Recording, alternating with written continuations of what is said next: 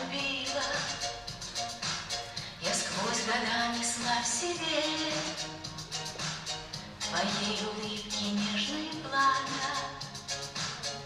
Я не забыла о тебе, и ты пришел вновь в счастье с нами. Здравствуй, мир, здравствуй, мир, здравствуй, мир, здравствуй, мир.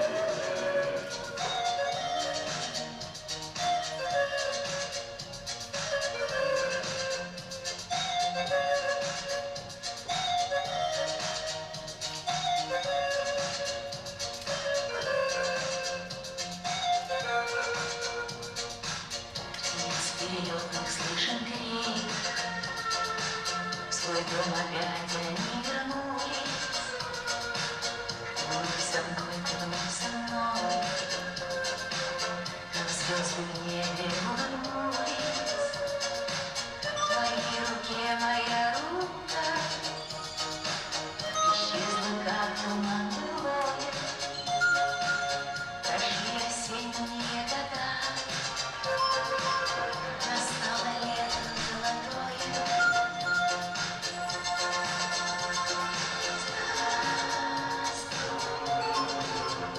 Здравствуй, мир,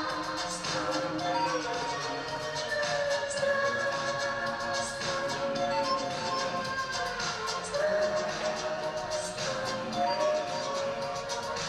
здравствуй, мир, здравствуй,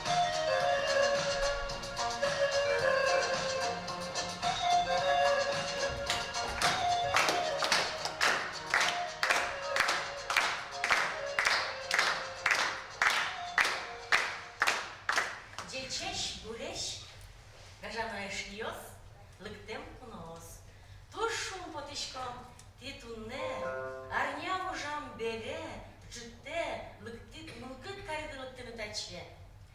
Туне ашмос верашком, Маргарита Суворова шарыш, со аслам землы, ворскем, калык кычашмы. Перевожу. Дорогие друзья, добрый вечер. Мы сегодня собрались с вами в этом замечательном доме, в этом уютном зале, для того, чтобы всем вместе вспомнить удивительного, потрясающего, душевнейшего, талантливейшего человека, изумительную женщину, народную артистку России, легенду нашей эстрады Маргариту Суворову.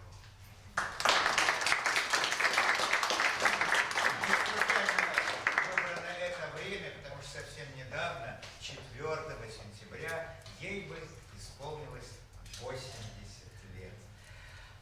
Ну, она всегда будет в нашей памяти. Мы постараемся, чтобы этот вечер тоже всем вам запомнился, чтобы у вас было такое теплое, душевное состояние и настроение. То такое, которого она всегда добивалась, даже не добивалась, которое получалось само собой, когда она или просто беседовала с кем-то, или тем более выходила на сцену. А доверено вести этот вечер нам. Представляю, вот от удмуртского представительства Светлана Захарова.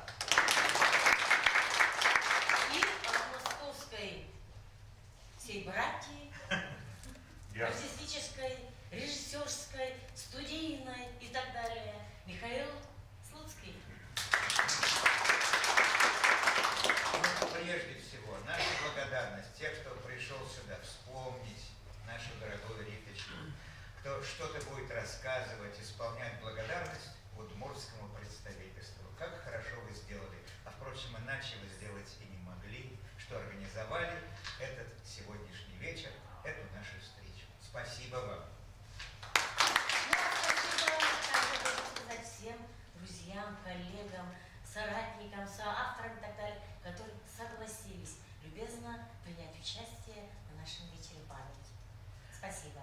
Ну, а я представляю гостей. Проходите, проходите, пожалуйста. Все только-только начинается.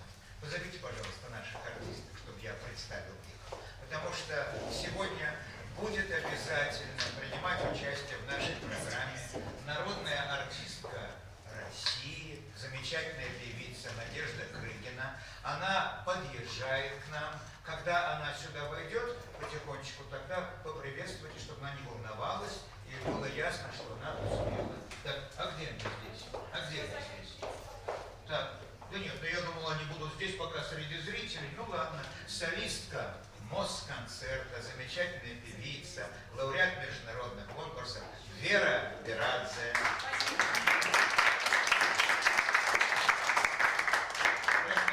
Ну и хорошо. Ладно. Артисты все должны быть на сцене. Да, хотя мы артисты, наше место в буфете, а буфет здесь сделан замечательный, поаплодируйте, кто его организовал. Очень хорошо. Так, далее, прекрасная певица, только что из Италии вернулась, Романсата назывался там такой вот конкурс, и она один из главных призов получила, Ольга Голицына.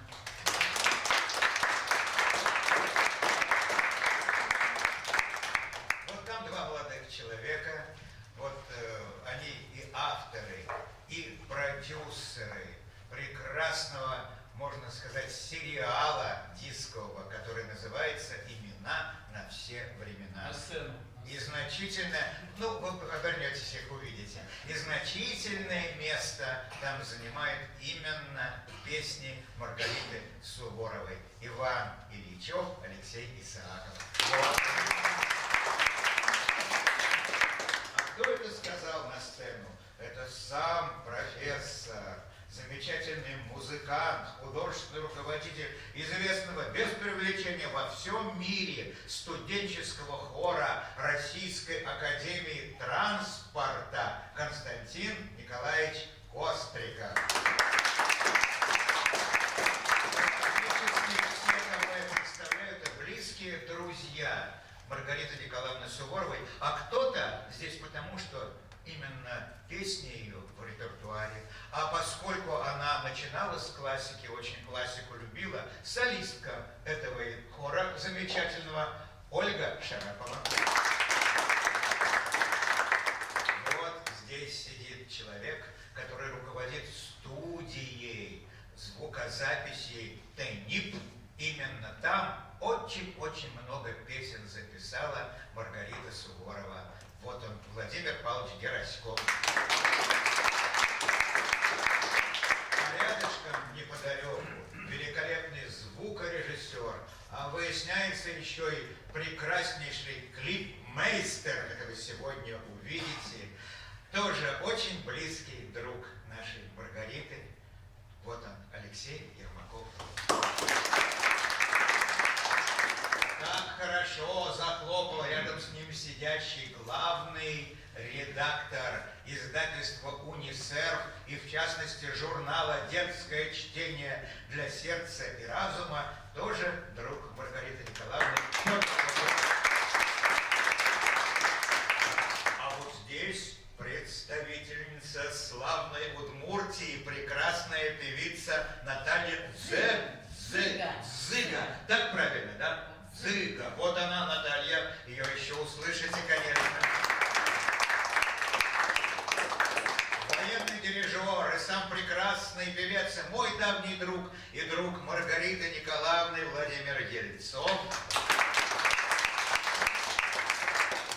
Кого еще не представил? Да, администратор, тоже давняя подруга и организатор концертов Маргариты Суворовой Наталья Сенина. Забыл ли я кого-нибудь или не забыл? А, еще журналист из Якутии Сергей Винокуров. Вот он здесь. Лауреат международного конкурса иллюзионистов в Монте-Карло Елена Акатова. Моя супруга. Ну вот, дорогие друзья, вроде бы всех назвал. А теперь несколько слов о Маргарите Суворовой. Дорогие артисты, расступаемся, чтобы экран все увидели. Немало знаем мы певиц чудесных, заслуженных, народных, всем известных, но не было и нет похожих, равных, таких, как Маргарита Николаевна. Теплом своей души всегда делиться привыкла эта дивная певица, и встреча с ней всегда влияла, без сомнения, на тонус жизни и на настроение. И пожелать, конечно же, нам надо, чтоб песни эти оставались с нами рядом, чтоб доброту и радость разносили по всей Удмуртии, по всей России. Дорогие наши прекрасные дамы, приглашаем вас пока в зал. Нет, пусть они стоят. А пусть стоят, и вам удобно здесь? А вот так они так украшают сцену. Вот, это что-то замечательное. Вы не против? Нет, не против. Отлично. Ну Я тогда... так понимаю, для этого нас пригласили. А для чего же еще? Пожалуйста.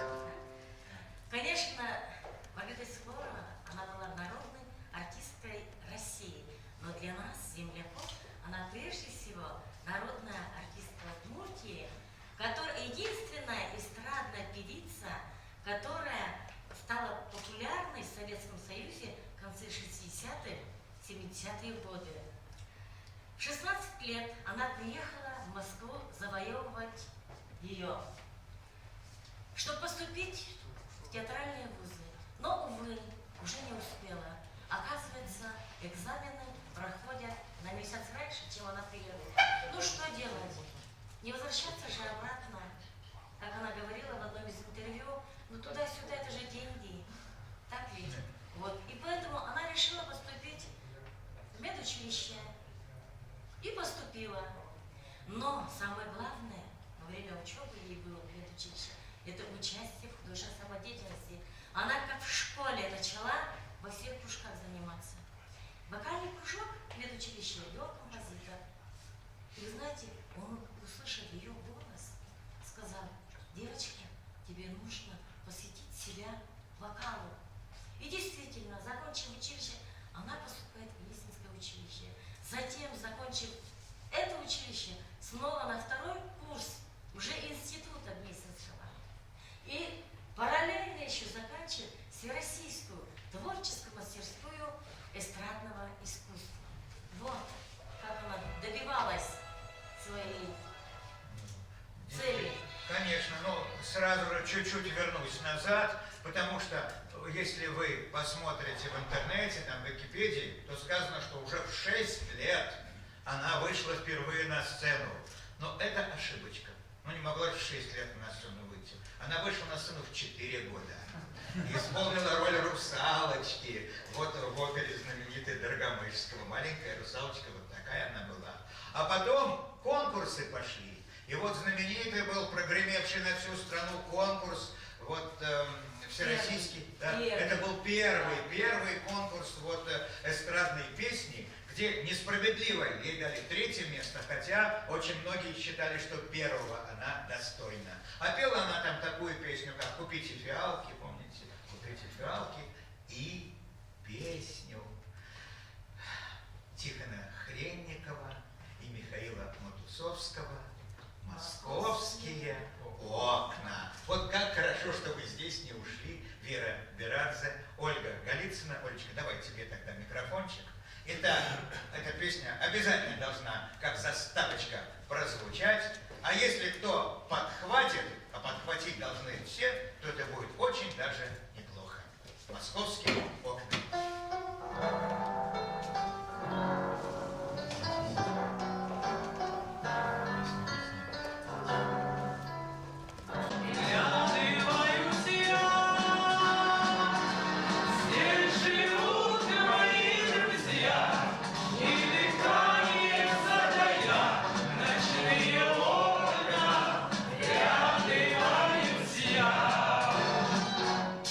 Я люблю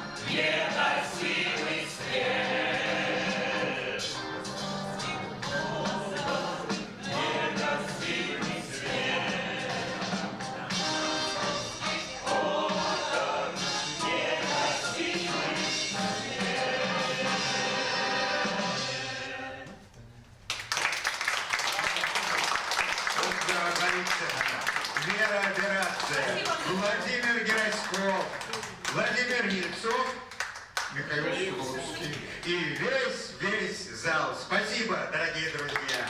Ох, как у нас красиво, душевно получилось. Да, Светлана Захарова тоже хорошо подпевала. Да, открывала рот. Ну нет, я пела уже. Конечно, конечно. Вы знаете, почему она заняла 3-е место? А? Не знаете? Интриги. А я знаю. Дело в том, что 1-е место вообще жюри никому не дала. Так. А на 2-м месте была Закина. А, Она не могла в такую... ну что ж поделать, Такая понятно. юная ее опередить. И поэтому только на 3-е место вышла. Надо же, сколько всего можно узнать. во время Да, этого. конечно. Закончив Гнесинку, Маргарита Николаевна навсегда связывает творческую и личную жизнь с Москвой. Работает в театре миниатюр вместе с Марком Захаровым, активно сотрудничает с различными редакциями радио, участвует в телепередачах. Но большую часть своей творческой жизни она, конечно же, отдала Москонцерту. Это с 1966-го, так и арии из опер и романсы. Но именно с эстрадной песней Суворова нашла свою неповторимую нишу на сцене. Но я, когда готовилась, нашла где-то интервью, где она говорила о том, что когда училась в институте, ей преподаватель говорил: не связывайся ты с этой оперой, там все уже по полочкам разложено, там ты ничего уже не сделаешь своего, выбери ты эстраду. И вот она выбрала, и получилась у нее своя неповторимая ниша. Да, действительно, и голос ее, когда вот мы слышали, вот с Петей, между прочим, вот мы были вот однокурсниками, и тогда в то время радиостанции «Юность», «Маяк» и так далее, Маргарита Суворова, такие это были песни. И мы даже представить себе не могли, что когда-нибудь будем так с ней хорошо знакомы, что это просто будет наш замечательный друг. Вот так. А какие это были песни? Вот и тогда они мне очень-очень нравились, что-то наизусть знал и до сих пор помню. И вот решил взять это брать буквально по кусочку из нескольких песен из тех лет. Середина 60-х, где-то так. Если вспомните и будете подпевать, мне будет очень приятно. А я микрофон в сторону немножко, потому что не смогу удержаться, подпевать буду, но лучше не в микрофон. Слушайте из 60-х годов неповторимый голос Маргариты Суворовой. Осел в деревне, в снегу по пояс, морозный ветер стучится в дверь.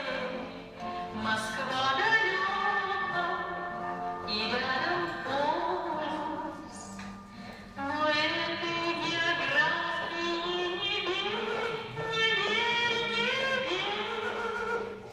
Это старый глобус ошибается, что к Москве путь долгий без конца, где родной столице зов улыбается, навсегда прописаны сердца. Выйти бы на улицу в день воскресный, только я стою и стою одна. Ночью мне приснилась вот эта песня, я никак не вспомню, о чем же она. Музыка в сердцах, что друг друга любят. Музыка луга, где по пояс трава. Может быть, слова не найдете, люди. Может быть, совсем не нужны слова.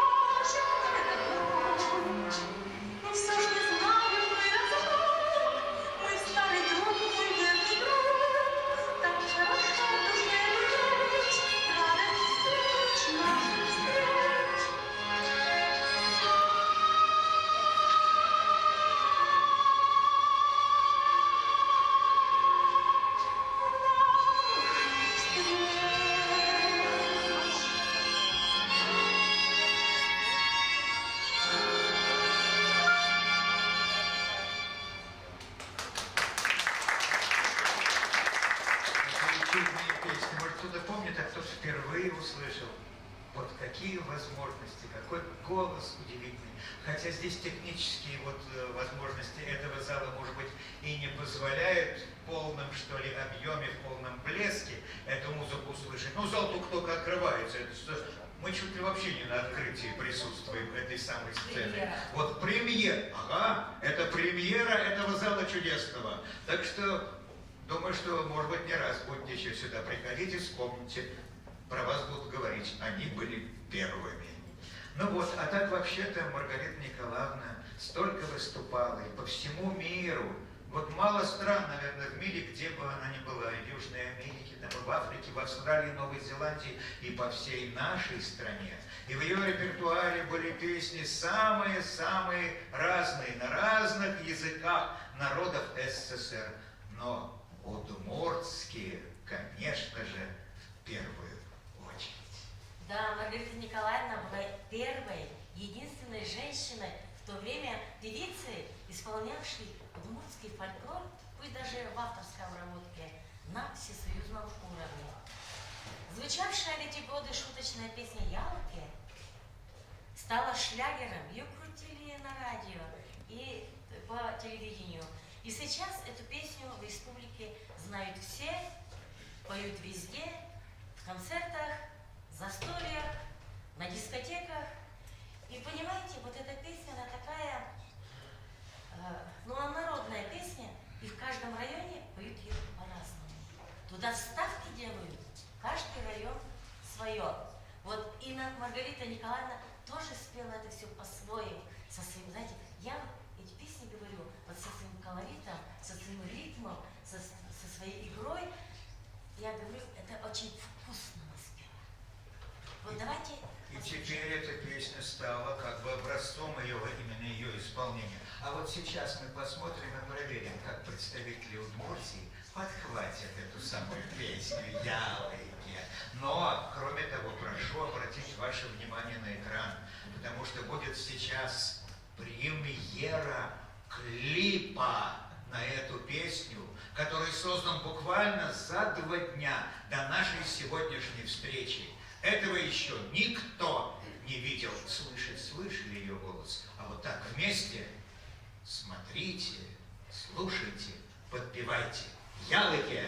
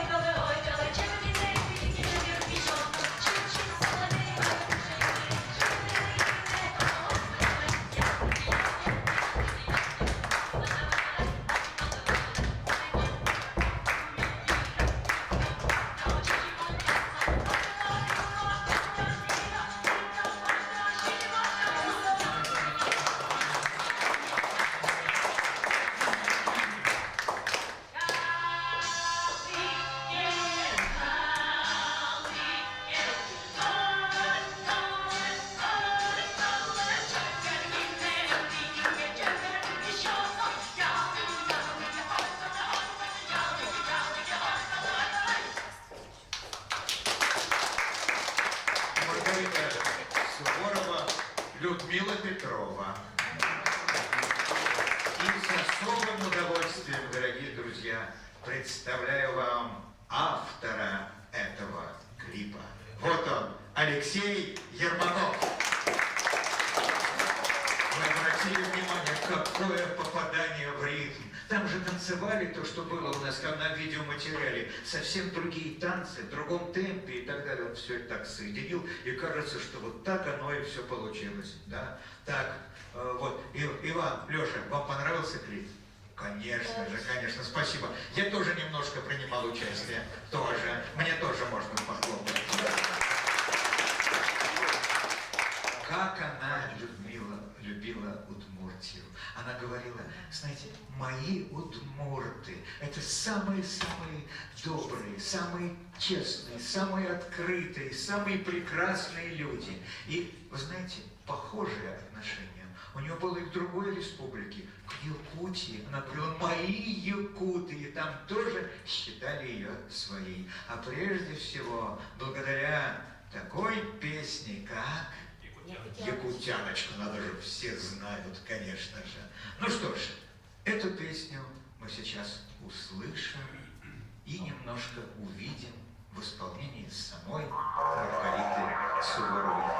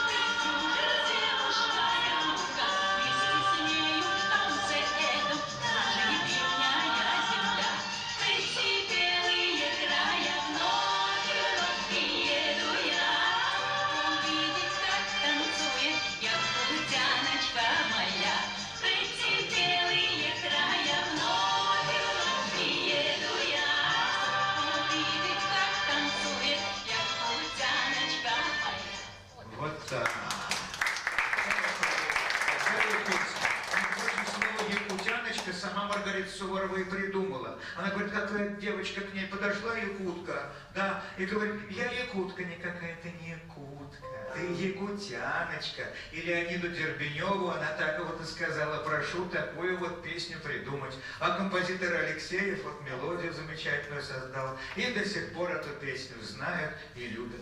А вот у Лены Акатовой, моей супруги, даже вот чуть-чуть слезы выступили на глазах. Ну почему? Потому что сама она из города Якутска, там она родилась. Иди, Неточка, поделись, пожалуйста, своими чувствами с народом. Просто вот до слез. Я ее слушаю и вспоминаю, как мы и танцевали, и выступали, потому что я, конечно, родилась в Якутске, родом из Якутска, и мы и танцевали, и выступали, и тем более якутяночка, знают все. Вот, мне приятно тоже видеть из Якутска человека. Вот, и потом попозже познакомимся. И, конечно, якутяночка, ну, такое вдохновение. А для нас якутян это все, это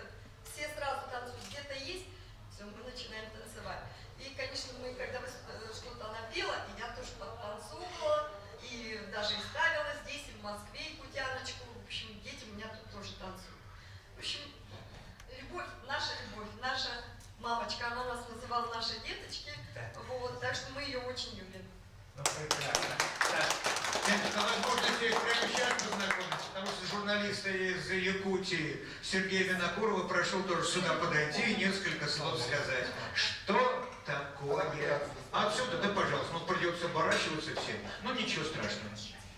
Здравствуйте всем, меня зовут Сергей, я журналист из Якутии. Я хочу рассказать, что якутская версия этой песни, ну, она не такая была популярная. Но Маргарита Николаевна, как музыкант, сразу почувствовала, что это настоящий хит.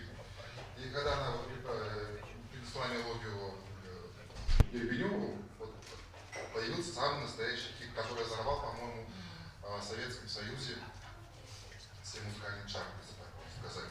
Я где-то читал в интернете, что сингл «Якутяночки» выпускался тиражом 3 миллиона экземпляров. Так это или нет, я не могу утверждать, но где-то в интернете такая информация проходила. Мне кажется, это настоящий рекорд. Мне кажется, сегодняшние артисты не могут похвастаться такими тиражами. А вот 70-е годы Маргарита Николаевна сумела. А с Суворовой я познакомился в 90-х годах. Я тогда был студентом журфака здесь, в Москве. Получил задание сделать с ней интервью. Вы знаете, это же 90-е были такие времена. Многие якутяне думали, что Суворова, извините, ну нет уже на свете. И когда я с ней договорился по поводу интервью, и оно вышло в печать, все были вот очень удивлены, поражены, и была такая радость. И на моем интервью перепечатали многие якутские СМИ, там газеты, тогда интернета еще не было. Вот, и в течение вот этих, до конца ее жизни мы дружили очень нежно, общались, виделись. Вот, у нас вот сидят Ваня Ильичев, музыканты, и вот продюсер Леша Исаков, мы все вот дружили вчетвером, можно сказать, часто виделись, ходили на концерты, на съемки, ну и так далее. Спасибо вам. Спасибо. Спасибо, Сергей. Пожалуйста, важная деталь, пожалуйста. Я без микрофона. Ну и ладно. Когда вот эта песня появилась, мне было лет 15, наверное. Нет, я приехала в Москву, тоже хотела завоевать ее. Но уехала в Раду. Так вот, тогда были виниловые вот эти пластиночки синенькие. Да? Она уже тогда была артисткой Москонцерта, это был 75-й год. Вот я помню, купила вот эту, с этой песней, вот эту пластиночку. Сейчас я ездила домой, искала, но не нашла, она где-то у меня должна быть заодно. И следующий вечер проведем, я представлю. Вы знаете, и когда начали говорить в прессе, на телевидении о том, что она чуть ли не якутяночка сама, Обидно стало. по национальному, Да? а мне ведь стало обидно. Вы знаете, какая она якутка? Она удмуртка. Вот это я помню со своего, ну, с юности Но своей. зато Светлана, она была народной артисткой и в Удмуртии, и И в заслуженной. Якутии. Мне кажется, она была и народной тоже Якутии. Кажется, Вот вот это если я не помню. если мне память так, сейчас Леша посмотрит и уточнит. Ладно, но не в этом дело. Мне кажется, Сергей немножко загнул насчет 3 миллионов. Мне кажется, 3,5 миллиона это минимум. Вот. Наверное, где-то так. Ну, действительно, это был хит, это вот песни, которые пелись. И вот в 80-е, 90-е годы давайте вспомним и, может быть, подпоем. Владимир Павлович. Владимир, давайте вспомните, пожалуйста, эти вот песни Маргариты Суворовой. Тех лет. Осень она не спросит, осень она придет. Осень она вопросом синие глаза замрет. Осень дождями ляжет, листьями заметет. По опустевшим пляжам медленно побредет.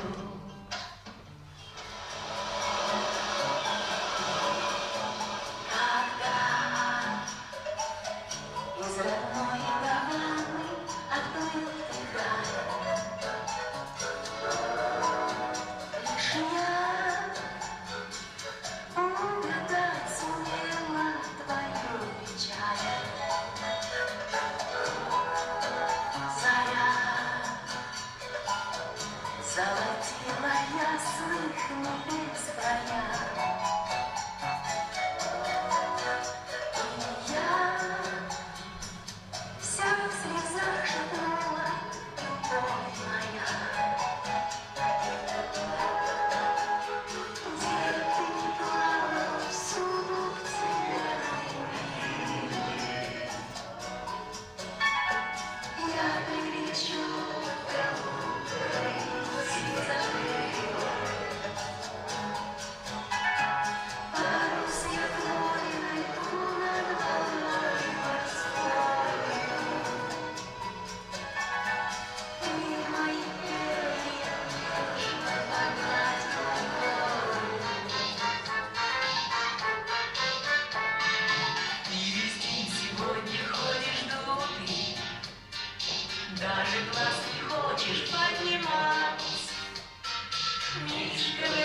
грустную минуту. Так тебе не хочется сказать. Ну-ка все. Мишка, Мишка, где твоя улыбка, полная которая меня? Самая нелепая ошибка, Мишка, то, что ты уходишь от меня.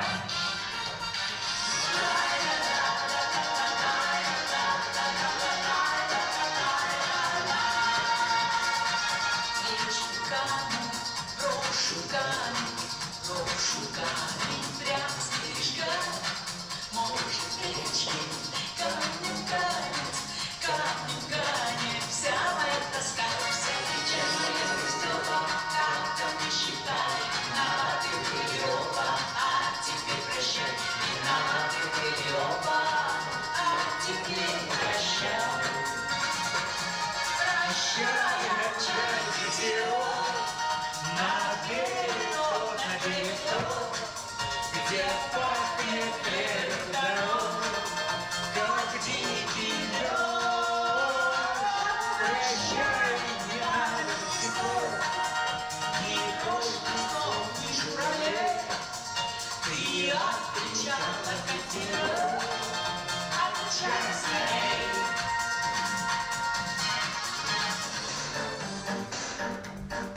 Вот и закончилась сказка. Все мы решили вчера.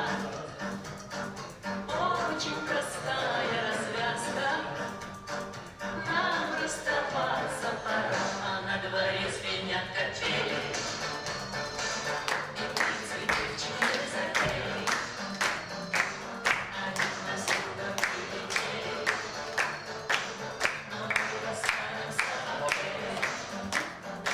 Ранней весной простишься со мной, скажешь, увидимся вновь.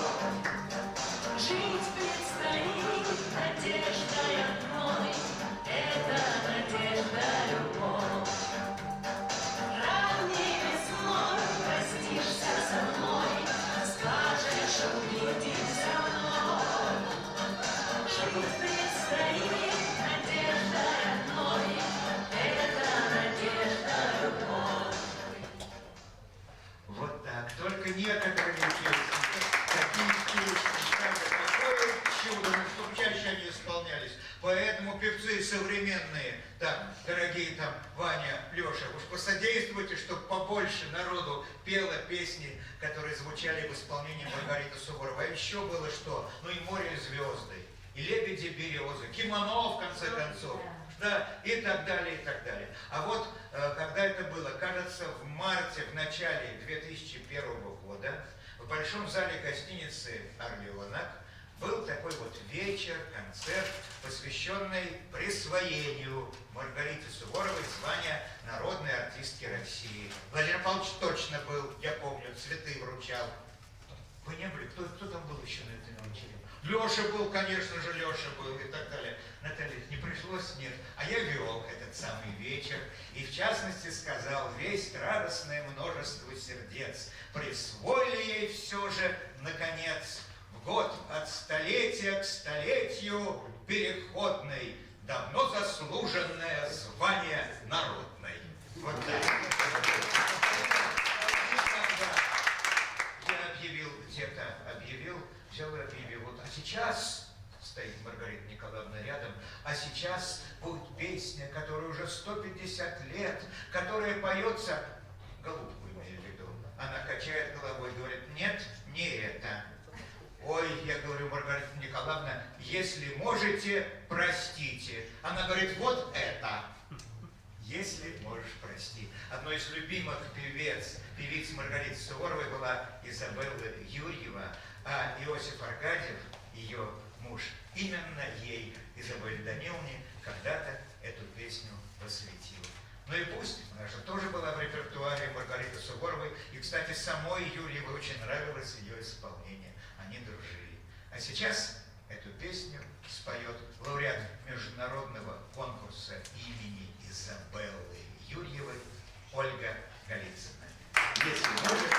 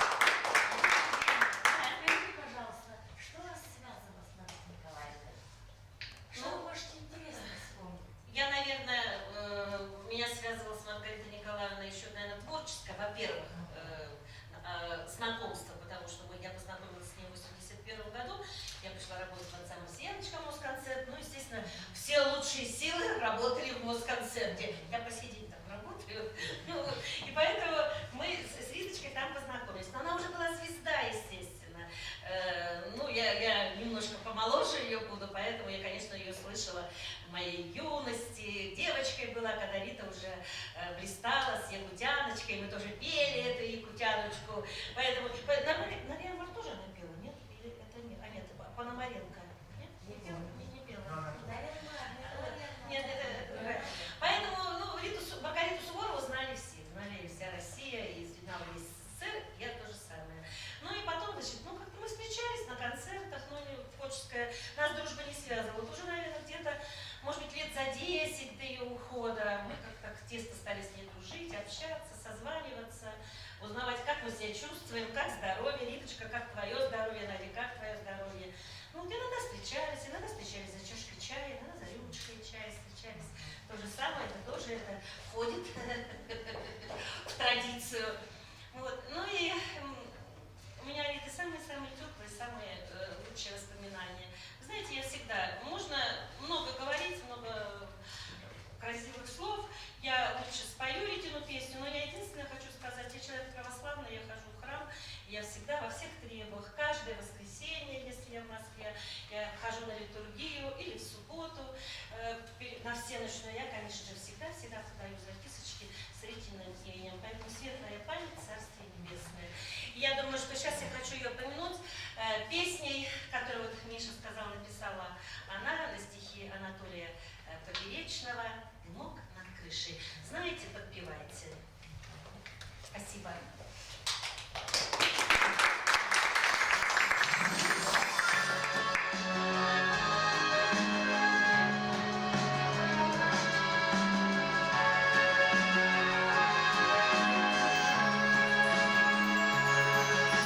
Пойду в дом незнакомый, сяду у огня, и люди в этом доме не станут как родня.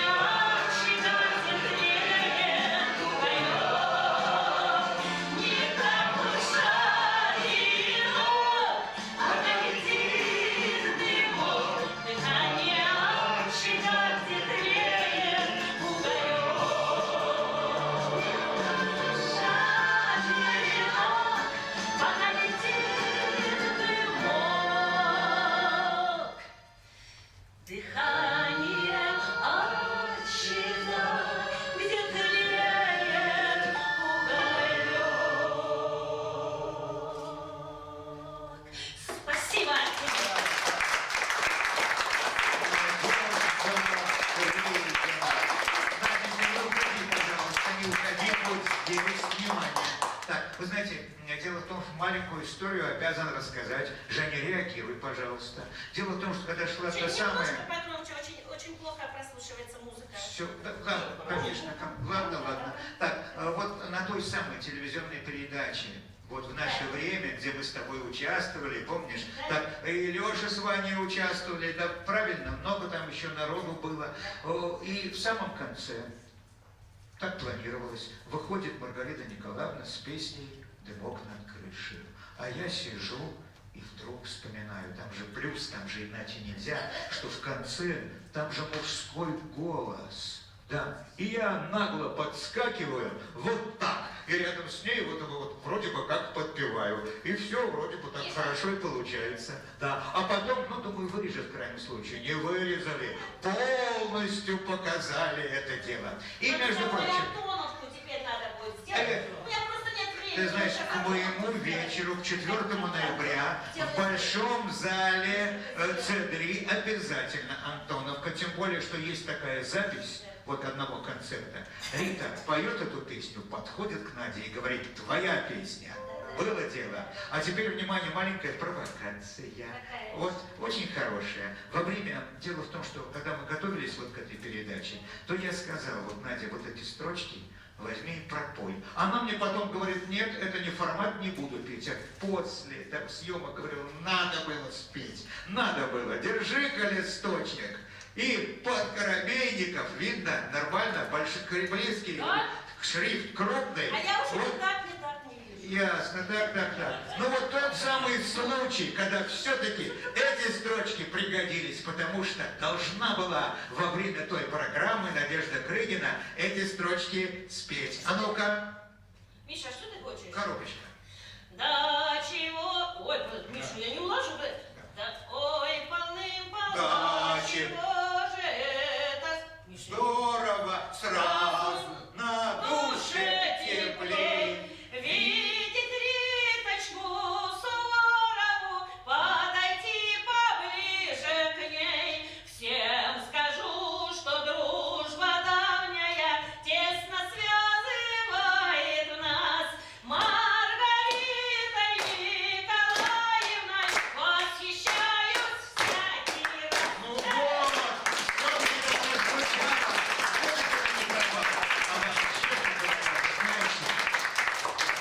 Маргарита Суворова говорила про Надю Крыгину. Это самая лучшая русская народная певица нашей страны. Ну, делает вид, будто она не слушает ни разу.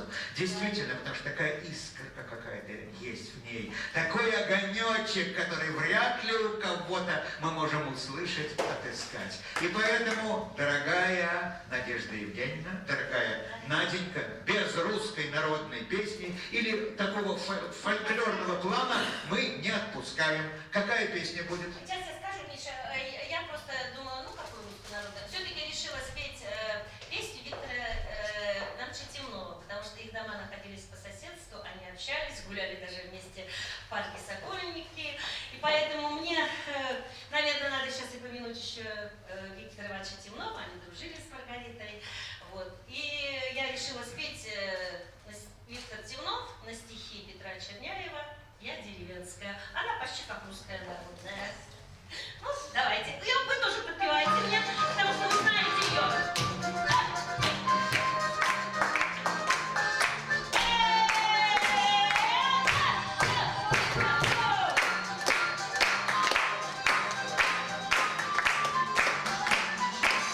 А помнишь, прошлым летом ты мимо проходил? Зачем теперь заметил, со мной заговорил? А нынче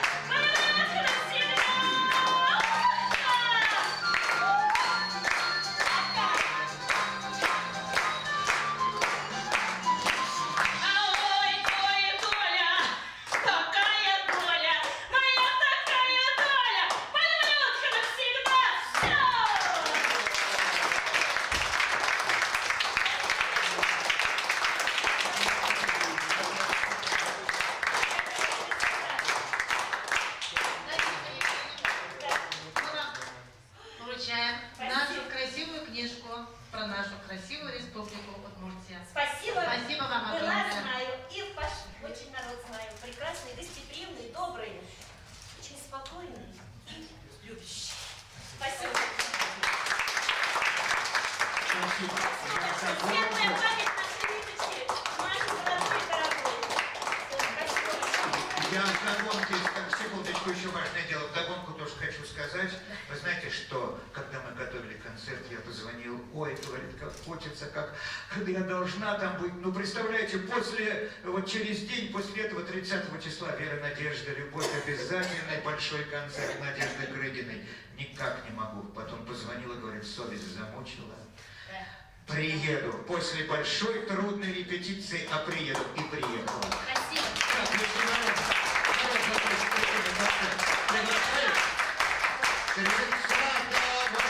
Послезавтра в доме учителя бывшем, а теперь это зал Москонцерта, авторский концерт Надежды Крыгиной. Секундочку, Света еще хочет что-то сказать.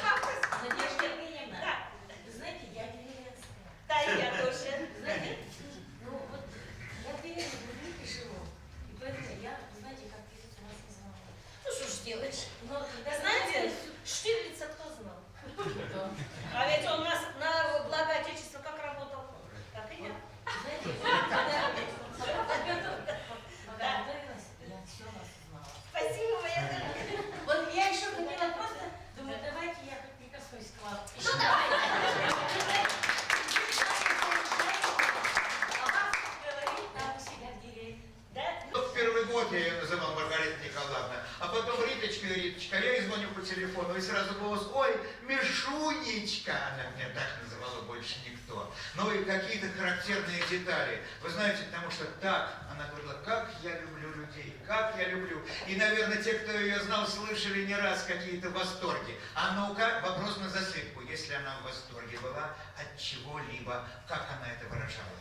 Ну, правильно, правильно. Вот, говорит, смотрите, вот видите, мурашки. У меня мурашки. Не было концерта, в котором мы бы с ней... И так и сям. И так и сям. Да, мураши тоже хороши.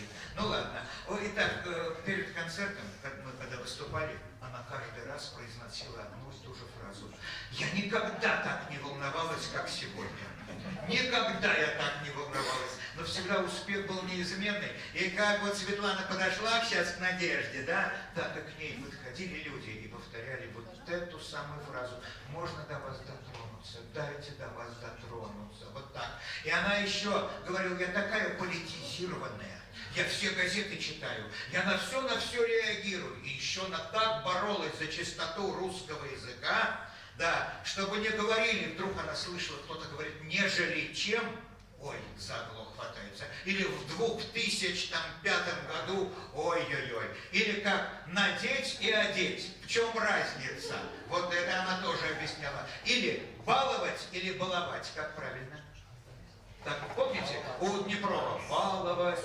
Хочу тебя сегодня баловать. Это неправильно. А правильно именно баловать. И вот первая песня в эфире, которая прозвучала после того, как я сделал большое интервью, когда был концерт, в котором участвовали все звезды нашей эстрады, в Театре эстрады, концерт, сбор весь от которого пошел вот поддержку на операцию тогда Маргариты Суворовой в Бельгии и так далее. Потом еще и Кобзон добавил. И, кстати, ваш район и вся Удмуртия тоже в этом участвовала. Именно так. А потом в конце этой самой передачи, которая по нескольким каналам прозвучала, была эта самая песня «Дымок над крышей».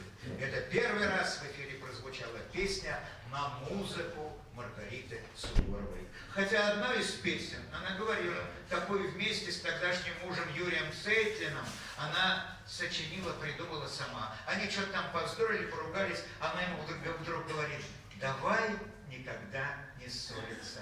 А потом добавилось никогда, никогда и так далее. Потом он уже сочинил про Беломор и так далее. Вышла такая песня. Она же делилась со всеми. Вот так вот в открытую. Была супер открытый человек. И говорила, что песня, до того и песня, чтобы человек не держал ее у себя. Это моя, никому не отдам. Пусть все поют. Пусть поют весь народ, ну как вы сегодня подпеваете. И позвонили. позвонила одной своей подруге, известной нашей певице, сказать кому или не надо? Сказать Тамаре Миансаровой. И по телефону спела ей эту песню. Они вместе с Юрием куда-то уехали, Тамара пришла домой и говорит дочке Юрия Цетлина: здесь мне папа обещал там слова вот этой самой песни, и мелодию взяла, и тут же ее пустила в программу «С добрым утром». И песня вот так вот и пошла в народ, ее пела без исключений буквально вся страна. Но историческая справедливость должна быть восстановлена, потому что все-таки авторы этой песни Маргарита Суворова и Юрий Цейтлин. И сейчас, я думаю, вы помните хотя бы часть. А те, кто помоложе, если не помнит, то послушайте. Какая чудесная, какая удивительная песня. Поет Вера Верадзе «Давай никогда не ссориться».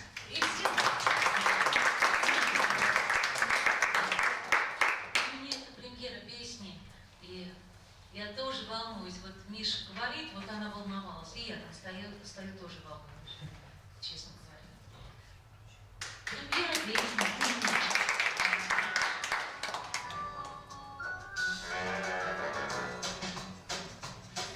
Опять мы с тобой повздорили. Почему? Опять целый вечер спорили. О чем? Не пойму. Нам дружба потерянной кажется, и другой не начать, и первым никто не отважится подойти и сказать: давай никогда не ссориться, никогда, никогда. Пускай сердце откроется навсегда, навсегда. Пусть счастье сегодня не верится, не беда, не беда. Давай еще раз помиримся навсегда, навсегда.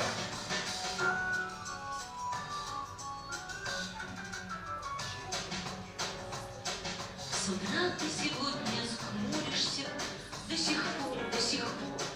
Молчишь и сидишь, и куришь, все тянешь свой беломор. А мне до тебя только шаг, всего только шаг небольшой. Но как научить прошагать его, чтоб сказать: мой родной, давай никогда не ссориться, никогда, никогда.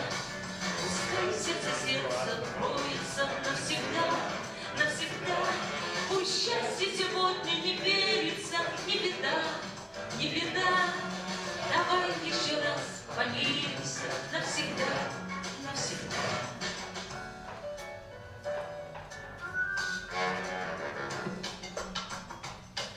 Случается в жизни всякое, знаю я, знаешь ты.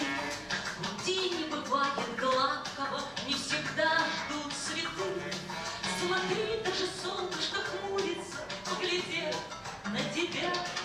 Пойми, завтра все забудется, и ты скажешь: любовь. Никогда не ссориться, никогда, никогда. Сердце откроется навсегда, навсегда. Пусть счастье сегодня не верится, не беда, не беда. Давай еще раз помиримся навсегда, навсегда.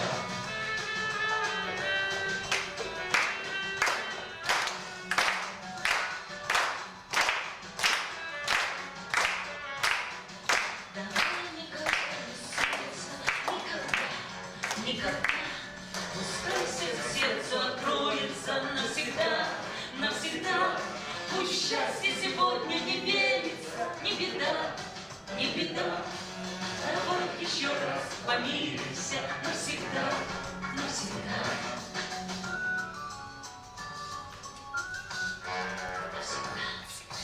Браво!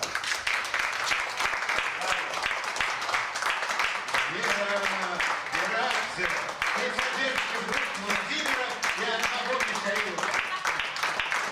Спасибо, Верочка. Так, ага. И вот, Спасибо, конечно, Владимир. конечно. Благодарю вас. Спасибо, Шаман. Спасибо большое. Добрый вечер еще раз. Сегодня всем участникам нашего вечера мы вручаем книгу «Земляки». Книга, изданная Удмуртским землячеством. Здесь история землячества и огромная, большая, чудесная статья по Маргарите Николаевне Суворовой. Вера, мы вам Спасибо, мне очень интересно.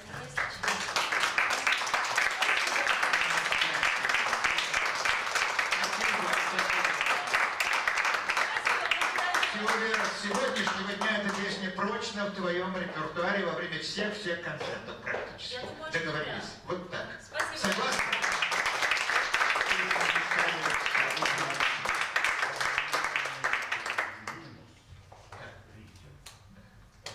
Спасибо, мы созвонимся. Ладно, Как мне придумаем нравится что-то. наше душевное, теплое общение, прям вот, да. Потому что Вере Берадзе тоже пришлось в свое время записываться в студии, которой вот руководит Куда Владимир Павлович? Владимир Павлович, верните его скорее. Так, понятно, вот еще. Потом, об этом потом. Куда? Сюда на сцену. Потому что именно сейчас о вас-то и хочу сказать.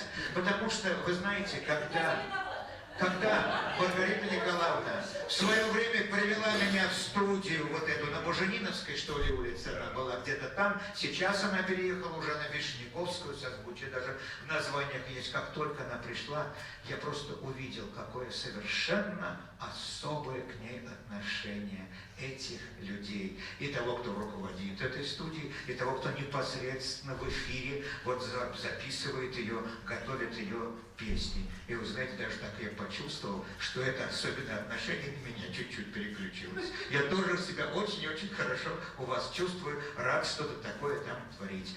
Владимир Павлович Гераськов.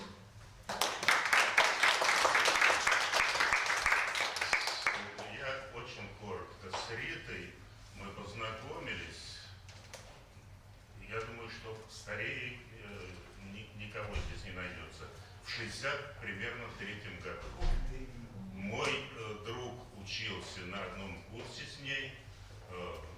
Бас, 1,90 м с чем-то. И, значит, они любили очень. И он ее называл «моя половиночка». Вот. И вот с тех пор, потом наши пути разошлись. Я инженерными делами занимался, у нее там свои дела. И потом уже случайно она позвонила в студию и искала одного человека. Вот. Я ей ответил, что его нет, он в принципе у нас бывает. Она говорит: а вы певец? Я говорю: нет. Она говорит: молодой человек. Говорит: молодой. Вот. Мы практически ровесники с ней. Вот. А она говорит: если бы вы напрасно меня обманываете, если бы вы были постарше, вы бы знали Суворову. Вот. Я певица, и меня вам не обмануть, вы поете. Я говорю: Ритон. И вот мы спустя, там, может быть, 20 лет, мы вот так случайно, и с тех пор мы уже не расставались. Вот Алексей, я и вся студия ее любили, и все делали для нее, чтобы ей было хорошо. Очень душевный, преданный, честный человек, прямой. Ну, любые эпитеты хорошие для них подходят. Друзья, но если ритон, значит песня в тон, как продолжение темы. И сейчас Владимир Гераськов споет песню на диске, у многих есть этот самый диск, там вы в дуэте, да? А здесь одному придется, ничего не поделаешь. Это песня, музыка Маргариты Суворовой, стихи Михаила Слуцкого «Наше танго».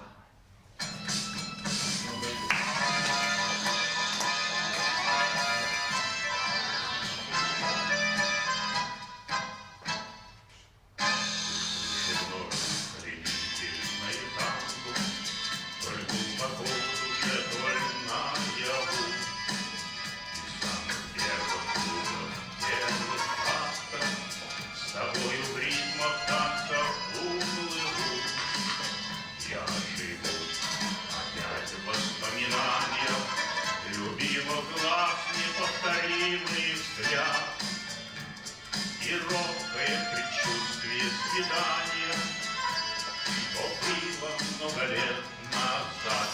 кто тому виною, и рядом нет со мною, я рядом нет с тобою. Уж столько лет и дней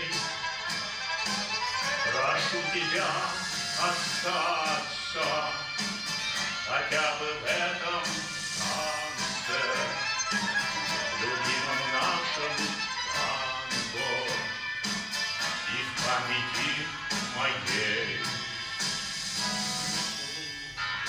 Звуки танго дивно шелестели, нас навсегда к себе приворожили, а годы беспощадно пролетели, оставив нам чарующий мотив. Я озарится память вспышкой яркой, и повторится тот волшебный сон. На танцплощадке в нашем старом парке танцуем под аккордеон, и кто тому виною, и рядом нет со мною, я рядом нет с тобою.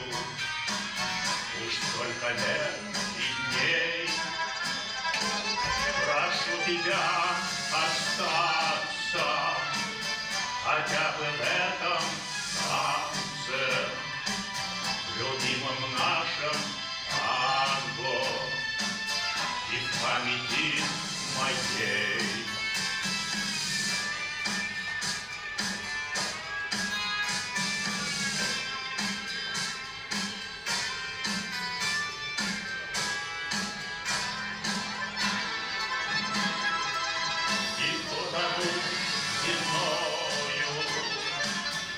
Рядом нет со мною, я рядом нет с тобою.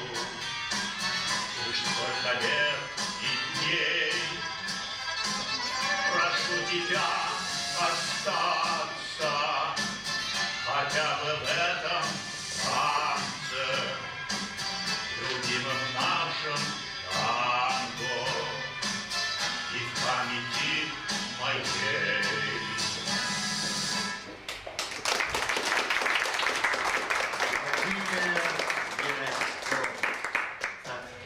Так, мужчинам тоже книжечка вручается, тоже на память. Очень хорошо. Но вы знаете, такая отдельная совершенно страница моей жизни, не только знакомства, не только участие в концертах с Маргаритой Суворовой, но и создание каких-то песен. Я посчитал 12 песен мы с ней написали. И так она трепетно относилась к каждой песне. Столько было вариантов. Мне звонит, вот если я такой-то бемоль заменю на такой-то диез, я понятия не имею, что это такое. Как? Ну послушай, вот как? Вот так лучше или так? Мне кажется, говорю, и так хорошо, и так хорошо. Ну да ладно.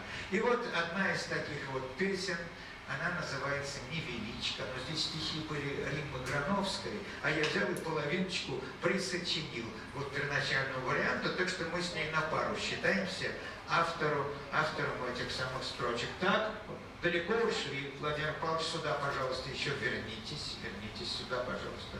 Потому что в этой песне действует девочка, которую зовут Невеличко, девушка такая, сюда, пожалуйста. И еще Мишаня и Гришаня. Я остаюсь Мишаней, а вам, дорогой Владимир, придется некоторое время побыть Гришаней. Ладно? Так, вот, значит, вот вы вот здесь, я вот здесь, просто смотрите на меня, да, и повторяйте вот там движение, действия, там слова и так далее. А в роли Невелички, девчонки-невелички, Елена Акатова. Невеличка.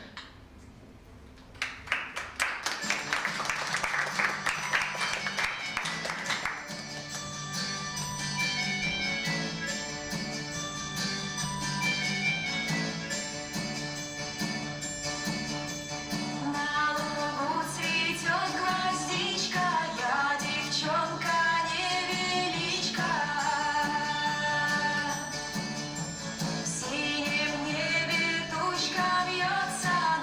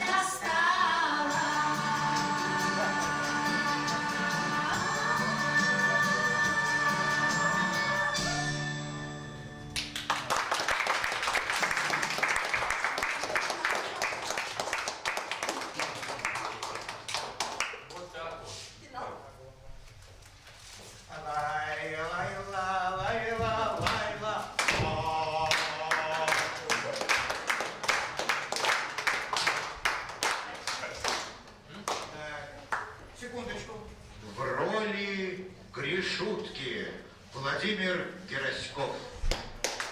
В роли Мишутки Михаил Слуцкий. В роли Егорушки Константин Костриков. В роли девчонки и велички Елена Акатьева. Так, ну вот такая сценочка интересная получилась. Так, а где же наши друзья Иван и Алексей? Так, Понятно. итак, Веру и Надю, Веру, Надежду провожаем с любовью. Всего доброго. Пока, дорогие, пока, спасибо. Так, куда эти ребята-то делись? Сейчас их время, сейчас я их хотел представить. Наверное, курить ушли. Да, конечно. А сценарий не был перед ними, что ли? Ну ладно, вернуться, тогда дадим слово. Ничего не поделаешь. Тогда, Константин Николаевич, раз уж вы так успешно выступили в этой самой песне, сейчас я вам слово даю. Вы не возражаете? Давайте-ка, пожалуйста. Константин Николаевич Костриков, как это получилось, что вот соединились судьбы вашего хора и творчества Маргариты Суворовой? Об этом ли или о чем-то другом вы сейчас, наверное, расскажете. Ну, хор возник у меня в социальном университете в РГСУ в 2000 году. Вот. Но мы с Ритой Степуличной знакомы с 80-х годов, как и Надежда Рыгина. Я работал в Министерстве культуры РСФСР. Вот, и занимался аттестацией и тарификацией всех артистов России. Один. Вот. И был у меня кабинет, это был телефонов много. Это был Китай-город, рядом со Старой площадью. И вот как я сейчас помню, день начался, и пришла ко мне Валентина Туркунова. Потом Олег Ануфриев, потом Людмила Рюмина. И вечером заходит наша риторичка Маргарита Николаевна Суворова. У меня был огромный стол, и там документов, а рядом был маленький столик. Я специально его оставил свободным, чтобы можно было, кто приходил, посидеть, немножко отдохнуть, что-то записать. Вот она села, смотрела на меня, долго смотрела, а потом говорит: поехали ко мне в гости. А это было уже вечер, полседьмого или 7, я уже заработался. И мы впервые друг друга увидели. Внизу Миша стоит с машиной. Поехали, что ты уже? Другой. Зимин, да? Да, Миша. Да. И я, у меня был маленький ребенок, и на Шабовке мы жили. И я говорю: поехали. Звоню жене, мы поехали в Закон. Вот так мы с ней познакомились. Это были 70-е годы, не помню, 82-й, 83-й, это какие-то такие. И долго-долго дружили, общались, и она к нам приезжала, и мы к ней приезжали. Потом это все 90-е годы, очень сложная операция вот у Риты была. Я все это переживал, после операции к ней пришел, спонтанно звонили, никто не открыл. Вот. Но я не буду останавливаться. И в 91 году мы организовали вот этот социальный университет. А в 2000 году у меня появился свой эстрадный симфонический оркестр. Профессиональный. 5 заслуженных артистов в оркестре сидели. Но не только там оркестр, там много чего у меня было в Сокольниках, в этом социальном университете. И мы длительное время с Ритой не виделись. И вот я объявляю перерыв оркестру, 15-20 минут. Стоим мы здесь вот где-то на авансцене, какие здесь ступеньки, он мне что-то говорит, дирижер, заслуженный артист России Зеленчук Саша. И я смотрю, из центрального входа в зал идет Рита. То есть меня эмоции захлестнули, столько радости, и она увидела меня. И мы забыли про все и пошли друг к другу. И так и обнялись. Вот, она всплакнула, я-то сдержался. Вот, и наша дружба, то мы пропали, а здесь мы нашлись. И наша дружба как бы и не прерывалась, стали общаться, она постоянно на моих концертах. И вдруг она приносит какие-то мелодии. И говорит: ты знаешь, Костя, вот я написала мелодии, и хотелось бы, чтобы вот на эти мелодии был написан хор.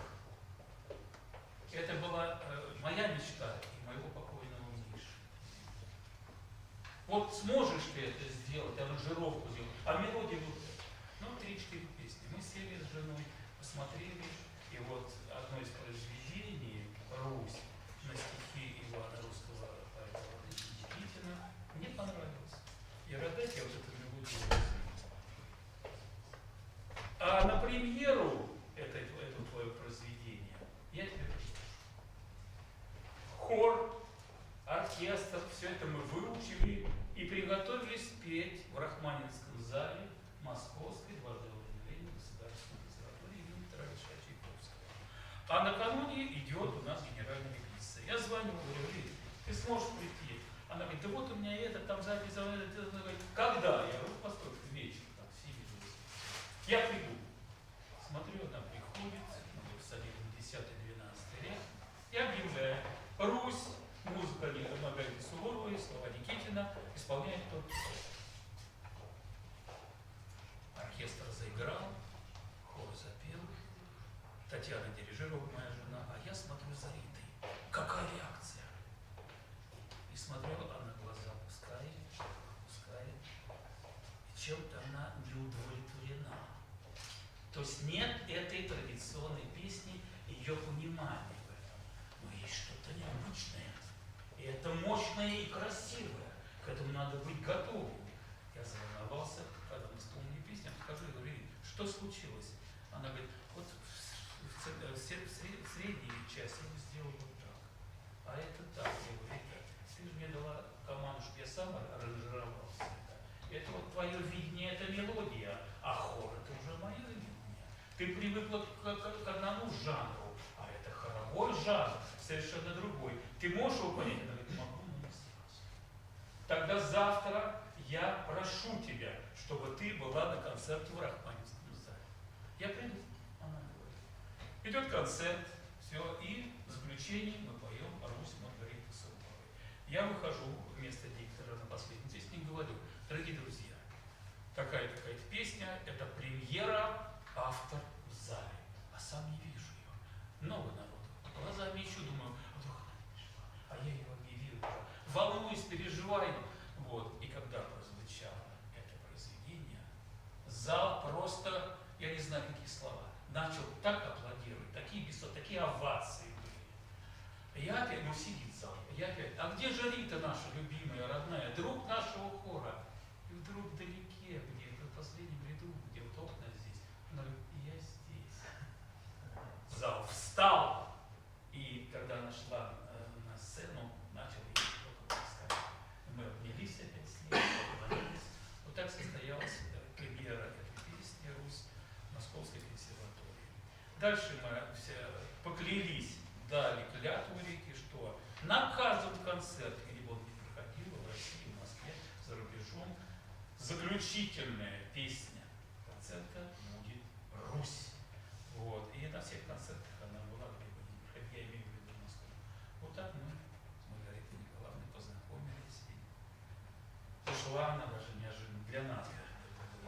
Так может быть, Казанян Николаевич, тогда солистка, так, Олечка, потом, сейчас вы столько говорили об этой песне, я только добавлю, что мне показывала программу концерта, который вот хор Кострикова, значит, где-то выступал в разных странах, там призы брали. Ой, как интересно, говорит, надо же, Чайковский, Моцарт, Суворова. Какой хороший состав. Сейчас, разве столько было сказано, Жень среагировал, Русь, да? Посмотрите, послушайте, это поет, как здесь со звуком, не знаю, пока присаживайтесь, я тоже, и посмотрите. А Ольчка потом, солистка, тоже, может быть, ее голос тоже услышите. Автор клипа Алексей Ермаков.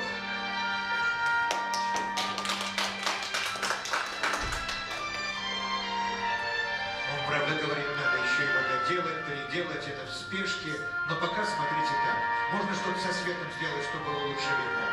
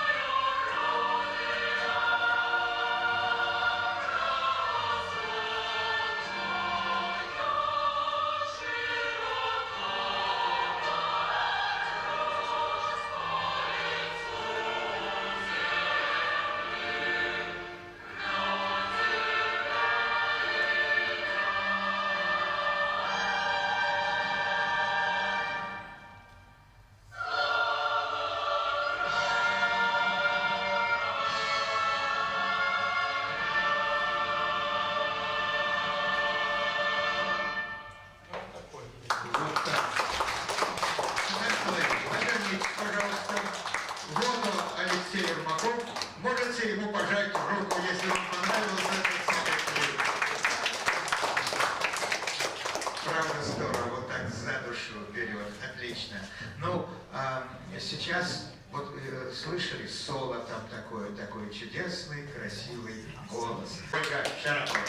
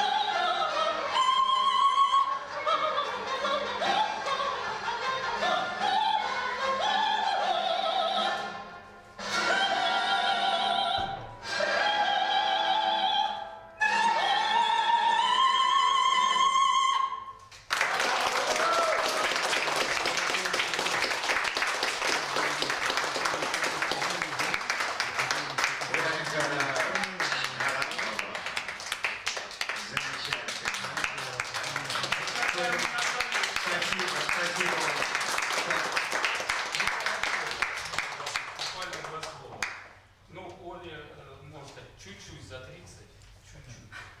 Вот, у нее двое детей, но дело не в том. Она училась у моей жены в музыкальной школе. И вот когда ей было 8 лет, она маленькая подошла к моей жене и вот так вот за юбку и говорит: тетя, научите меня петь. И с тех пор мы не расстаемся.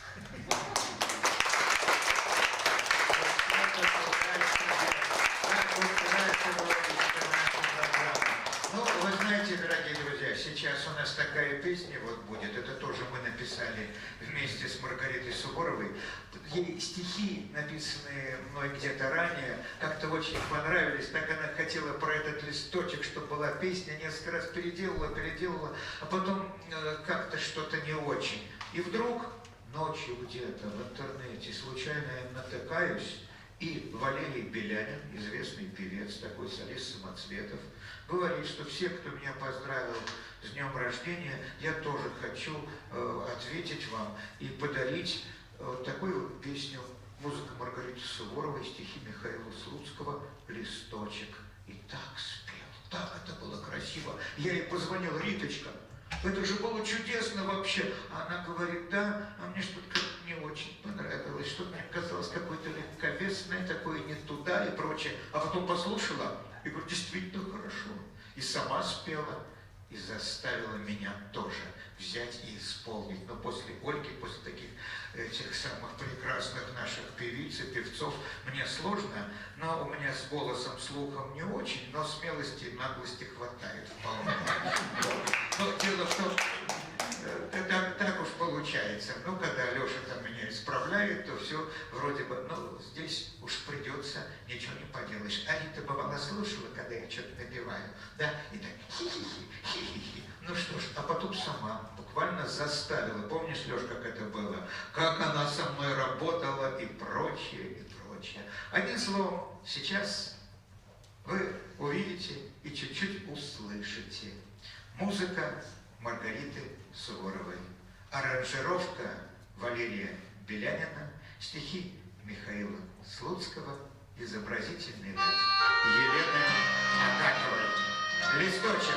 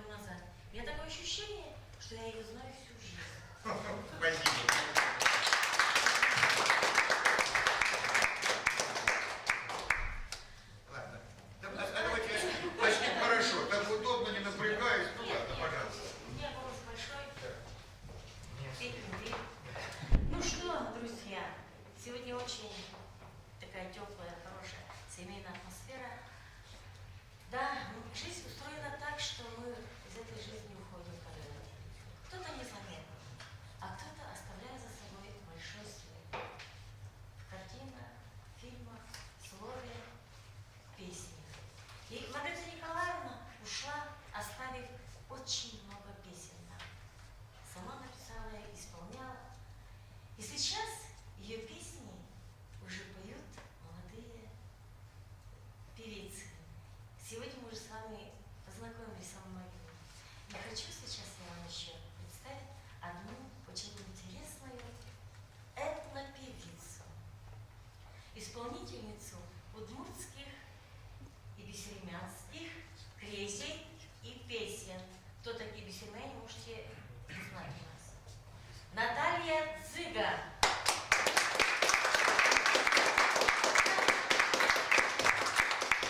Еще в начале лета, когда ее я попросила принять участие в вечере, она с легкостью согласилась. Никаких не было вопросов. И сразу сказала, какие песни будет петь. Вот, Наталья, скажи, пожалуйста, вот почему именно баллада о ветке? Именно почему эта песня? Слушай. Мне понравилось в репертуаре Маргариты Суворовой ее обращение к разным национальным песням. То есть у нее есть украинские и якутские, то есть и на языке разных народов, на языках разных народов она исполняла. А балладу о ветке я услышала, она на русском языке, но она настолько похожа на народную песню, и я подумала, что ее и надо мне тоже исполнить как народную песню, хотя у нее есть автор. А так и если я не ошибаюсь, вы просто можете меня поправить. Я, конечно, но эта песня была написана в 1976 году. Ну, у нас народ любит, конечно, всегда песни, чтобы были зажигательные, танцевальные. А я вот, мне к душе всегда, чтобы песня была не простая, а чему-то она учила, чтобы песня могла человека заставить задуматься. И вот поэтому эта песня, баллада о ветке, мне очень близка. И, возможно, я ее возьму в свой репертуар. И сегодня это будет, ну, давайте попробуем с микрофоном. Сегодня.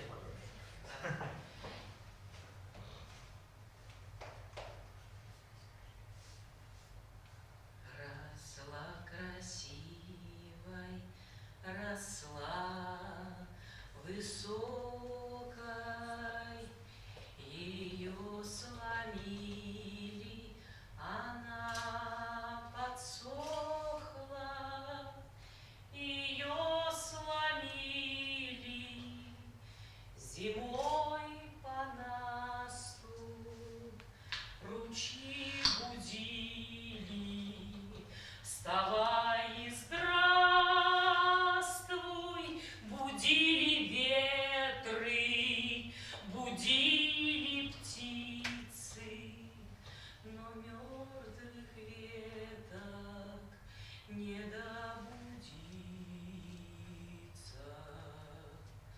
А пень остался, и птицу слышал, и догадался, что жив, что дышит, тянул как брагу, он все упорней живую влагу, живые корни, но сок пьянящий, ненужный стеблю, едва поднявшись, течет на землю.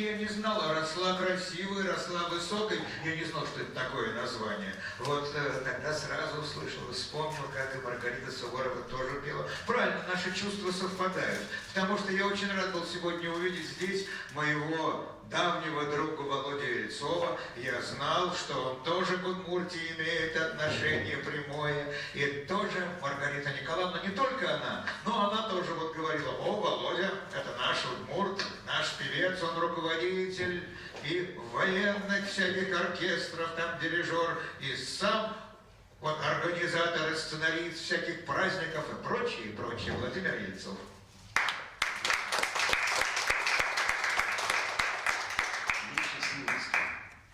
Не произойдет, Дед Мороз. Не будет. Знаете, я сейчас вот смотрю, и, Миш, просто поражаюсь тебе и вот всем окружающим здесь. Какой ты сделал действительно великое дело для маленькой Удмуртии и, конечно, великой матушки России. И я вспоминаю сейчас вот страшная ночь, когда мне позвонил Володя Михайлов. Конечно. Мы позвонили и говорит: с Ритой беда. Это было примерно в 2 часа ночи. Я говорю: что случилось? Никогда никто не звонил в такое время. Ты знаешь, надо собрать большое количество денег Маргарите Суворовой. Мы на следующий день нашли портрет Маргариты Суворовой. Я с оркестром, со всем оркестром, 25 человек, вышли на Арбат, поставили бочку и стали петь песни. И нам насыпали немало денежек, понимаете? Потом подошла полиция, милиция. Я показал свое удостоверение, говорю: это во имя великой народной артистки маленькой родниковой Удмуртии Маргариты Суворовой. И после этого на следующий день состоялся большой, огромный концерт. Да, в Театре эстрады. И что было поразительно, что никто не сказал, и мы сидели, помнишь, мы встречали оркестр, мы встречали гостей, встречали, в общем, такое было событие, которое у меня осталось до сих пор в моей жизни. И она всегда говорила так: Володя, вот все в мире приходящее, а музыка и друзья вечны. Поэтому не забывайте друзей, не забывайте о том, что лишь единственный раз на свете мы живем. Поехали. Ну что, Речка, как ты живешь? Не звонишь и не пишешь.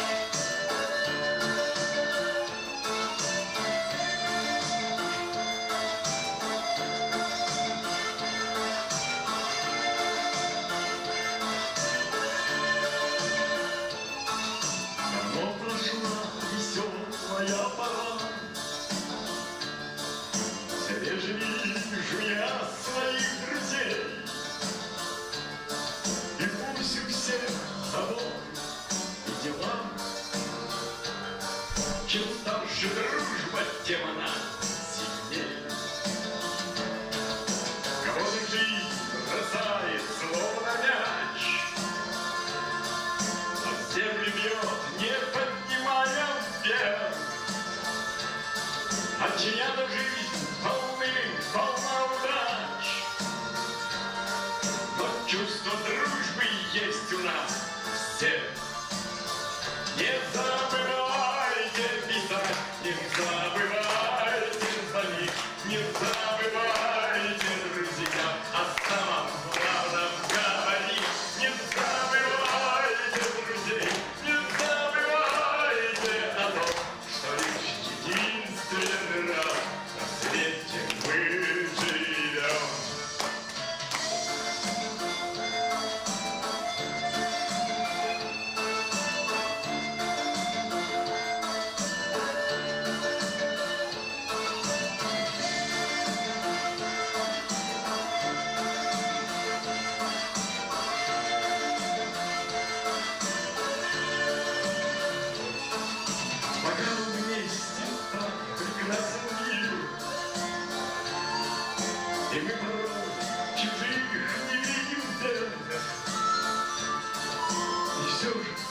говорили, не может быть, когда уже кого-то рядом нет. Не забывайте писать, не забывайте звонить, не забывайте, друзья, о самом главном говорить. Не забывайте друзей, не забывайте о том, что лишь единственный раз.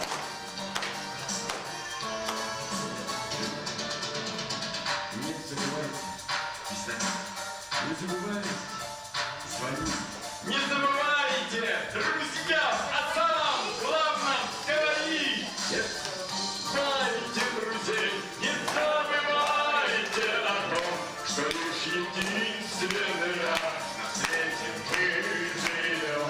Не забывайте писать, не забывайте звонить, не забывайте, друзья, о самом главном говорить. Не забывайте, только единственный раз на свете мы живем.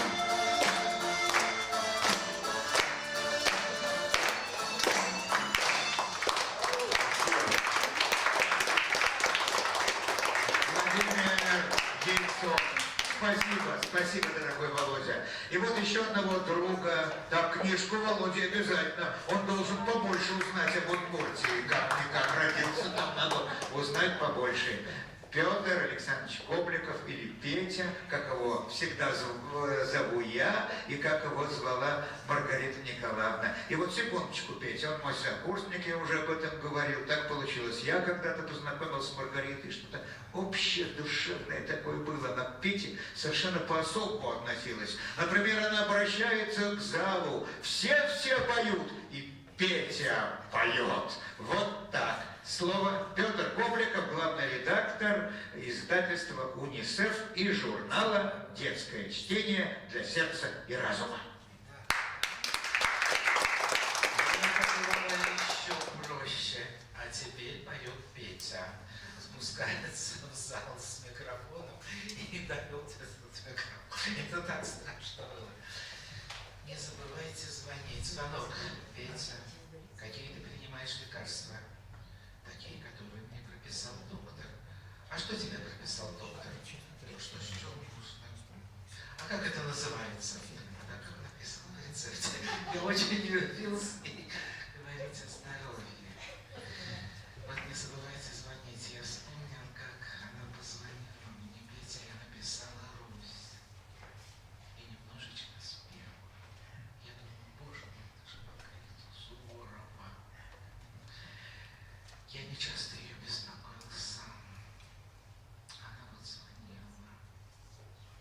У нас так и не получилось вместе погулять в Сокольниках, о чем она очень мечтала. Но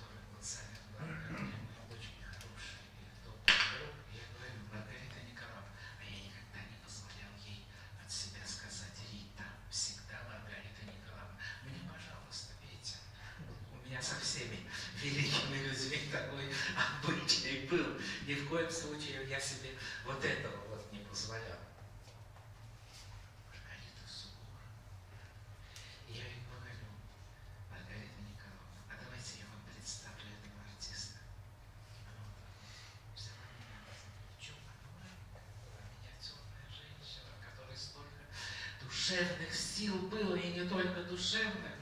Это удивительный был какой-то просто образец неукротимой энергии. Она вот так держится и говорит: Петя, я не могу. Почему? Я на нем повисну и разрыдаюсь. Вот так она мне сказала. Я бы еще много что мог рассказать. Но вот я думаю, как хорошо, что сегодня здесь у нас получился праздник ее памяти. Именно праздник. С этими удивительными удмуртскими угощениями. С этим великолепным блюдом под названием перепечь. И я думаю, как хорошо, что вот этот кусочек ее родины в день, когда мы ее так хорошо, так по-доброму вспоминаем, как хорошо, что вот здесь, где кусочек ее родины. И она по полному праву, она так любила родину свою, что она по полному праву могла сказать: «Ми удмуртиос».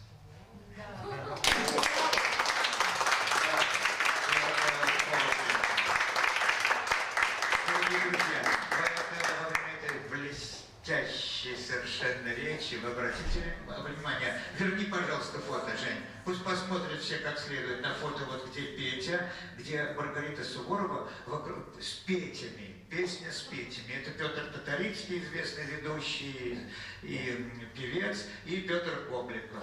Ну, а сзади Сергей Апатенко, в свое время депутат Государственной Думы, сам прекрасный певец.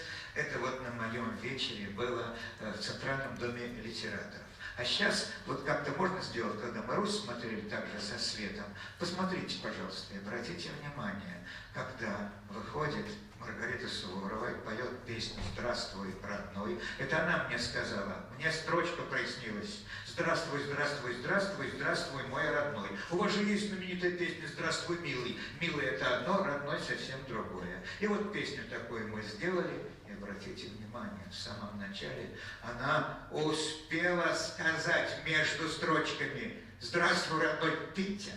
А потом увидел нашего приятеля Сережу Голубкову. «Здравствуй, родной Сережа». Смотрите, Маргарита Суворова.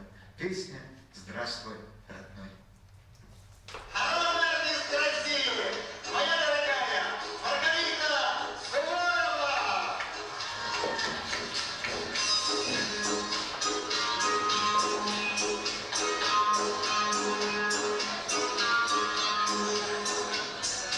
Жизнь странной много раз, города и страны разлучали нас, оставалось мало.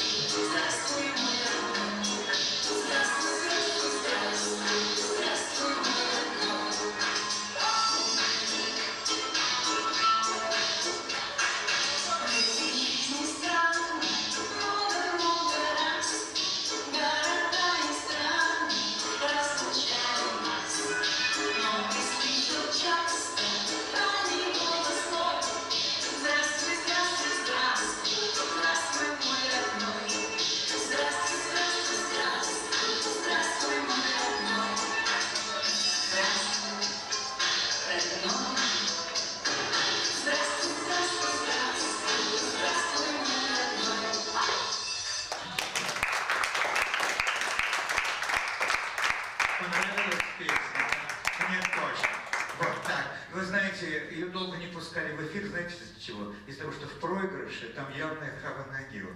И, кстати, она меня как раз просила, и я это сделал. Я сделал русский вариант Хава Нагилы, и исполнили, как я представил даже во время одного вечера, удмуртская еврейка Маргарита Суворова и украинский еврей Александр Ковалевский. Замечательный композитор и певец, которого, к сожалению, тоже нет с нами. И я к ним тоже присоединился. А, Леша, помнишь, как это записывалось, все это дело? Да. Ну нет, не волнуйтесь, я сейчас это исполнять не буду. Нет.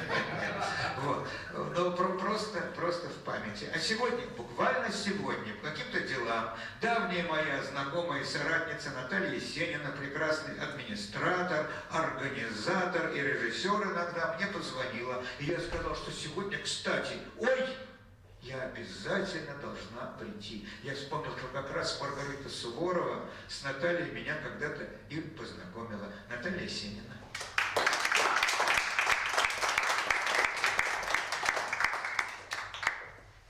Добрый вечер, спасибо за внимание. Мне хотелось бы сказать несколько своих воспоминаний под общим заголовком. А знаете ли вы? Здесь много говорили о Рите, но не говорили о некоторых фактах, которых я хочу сейчас рассказать. Ну а закончу я маленькой историей, которая касается меня, и после чего именно меня Рита стала называть своей подругой, а я ее Ритулей. Так вот, я не знаю, знаете вы или нет, но практически ведь тогда еще не было такого громкого звания, может быть, как продюсер. И, может быть, вы даже не знаете, что некоторые радиопередачи обращались к Рите за советом, какого артиста взять и выпустить в эфир. И Рита это делала, это с ее подачи звучали очень многие песни и мелодии. А в какое-то время она уже выступала как общественный деятель, резонатор. Она громила все эти редакции и говорила, почему у вас опять звучат одни и те же имена на телевидении, почему надо давать дорогу, это вы знаете, там Владык. Так вот, я хочу сказать, кому она дала дорогу в жизнь, кого я знаю. Это Игорь Наджиев. Он уже, может быть, и был тогда известен, но он не был известен именно как по радиоэфиру. И она мне это рассказывала, значит, когда ты пойдешь туда, ты веди себя так, ты говори так. То есть она полностью отдавала дорогу в жизнь. Она давала общение, как надо говорить с редакторами. Почему я об этом рассказываю? Я сейчас уже являюсь редактором, и я понимаю, какое Рита делала ценное, дело. Вот Сергей Избаш, я его давно не видела. Она тогда его пыталась он почему-то не пошел. Она умела предвидеть и предчувствовать артиста, что у него будет будущее, что он может, да, что у него есть силы. И вот я, например, Сергея недавно пригласила на свою программу, я увидела, как он вырос, то есть как эта Рита безумно просто почувствовала. Вот она умела видеть, да, талант, потому что она была талантлива не только как певица, но как бывшая певица, я сама и музыкант, ведь Рита была потрясающим музыкантом. И мы все знаем, что очень много в жизни имело большое значение ее муж, да, Михаил. Ведь вместе они делали аранжировки. Аранжировки, кстати, делали так, как она это заказывала. И однажды даже у нас с ней был такой разговор. Она говорит, я хочу записать одну песню, но Мишка никак не делает эту аранжировку. И знаешь, мне вот моя подруга, по-моему, даже Креницкая, сказала, а что, если он вообще ее не сделает? Она говорит, ну вот это я уже ему дам. Пусть только попробует вообще, он ее не сделает, да? Вот она такая была боевая во всех отношениях. Ну, а наша с ней встреча состоялась, она мне, кстати, Михаила посоветовала однажды провести концерт, с тех пор мы с ним дружим. Но знаете ли вы такую вещь, что однажды на один из концертов она говорит, пригласи еще артистку оригинального жанра, да? И таким образом я увидела Леночку Акатову, она была реально мной. Потом она мне позвонила, говорит, я сказала, Миш, сколько тебе можно ходить вообще, Бобылёв, давай-ка вообще женись на них. Вот то, что сейчас вот эта семейная пара, это благодаря вообще Рите, потому что Миша еще друг между нами, а она его уговорила, сказала, нет, ты на ней женись, у вас будет прекрасная семья. И вот видите, на самом деле и случилось так. Но а моей жизнью я уже впоследствии стала и продюсировать. Я говорю, помоги, вот есть один певец, послушай его, может быть, ты мне поможешь, чтобы он по радио прозвучал. Она говорит, хорошо, она добилась, чтобы неизвестного певца сделали передачу, когда ему задавали вопросы, он пел. Ну и потом, когда этот эфир закончился, я ей позвонила, она говорит, ты знаешь, говорит, что? Он зазвездится, и он от тебя уйдет. Он тебя просто бросит как продюсер. Я сказала, Рита, такого быть не может. И знаешь, все сбылось. Это было именно так вообще. Ну и хотела я еще рассказать, почему именно она меня, вот я так думаю, считала своей подругой. Вот вы рассказывали, что она выступала на крупных, на больших площадках. А знаете, что Рита выступала на самых маленьких, у самых маленьких народностей, такой, например, как Красный Сельвук. Вот в то время я была редактором большой организации под эгидой Москонцерта. И мы делали большие праздники городов, то есть нас заказывали со всей страны. И вот я ей звоню и говорю, Рит, вот дело такое, это Красный Сельвук, знаешь что, туда трудно добираться вообще-то, это почти что тундра. Наташа, я поеду. Она сказала, без разговоров, тем более, что это, я, говорит, буду там петь Ягутяночку и так далее. Ну и, значит, вся фишка состояла в том, что все начальство мое туда улетело, там организовано, на меня повесили пригласить 90 артистов и их привезти.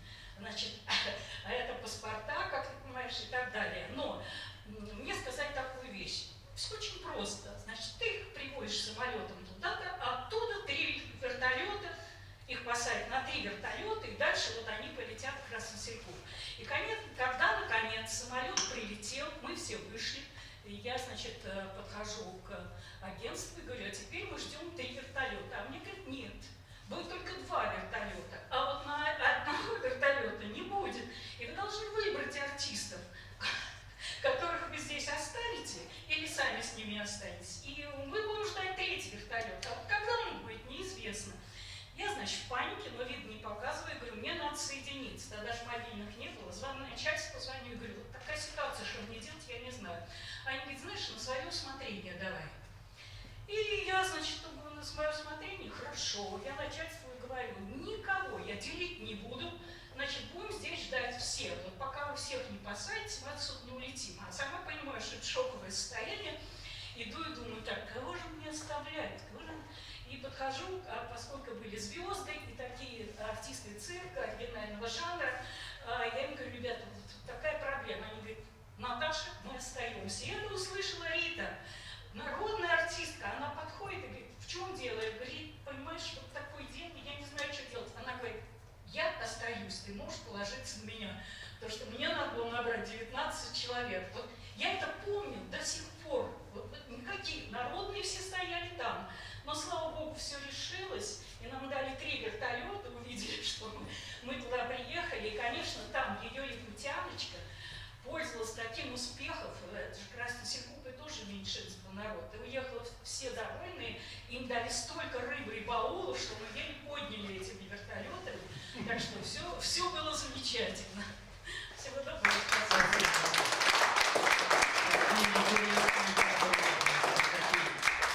Хотела договорить, вдруг вспомнилось, потому что меня Рита Суворова... О, конечно же, конечно.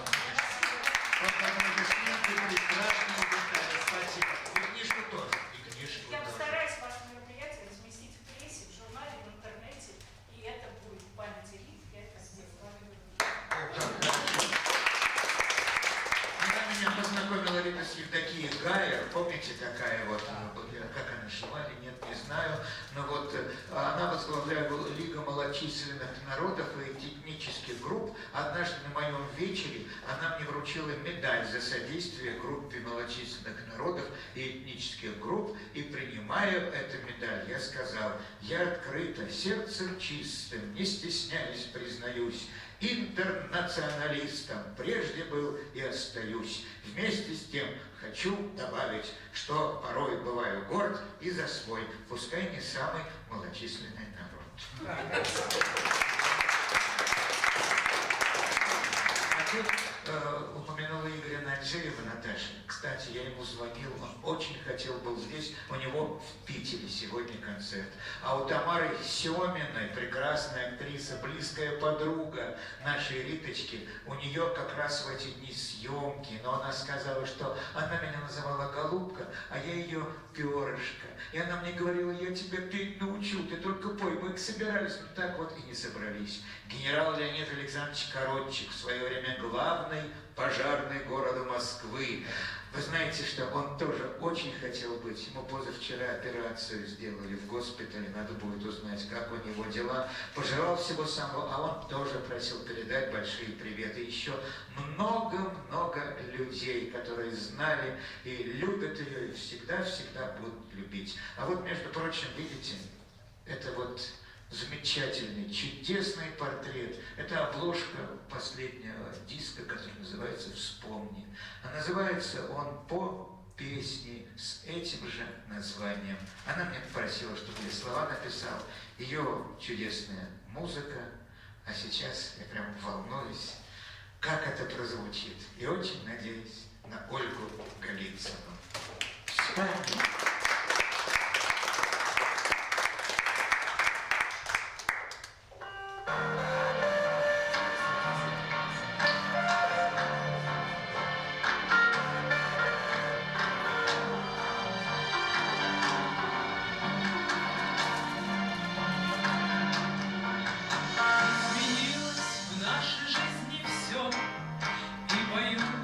Сегодня по-другому, но однажды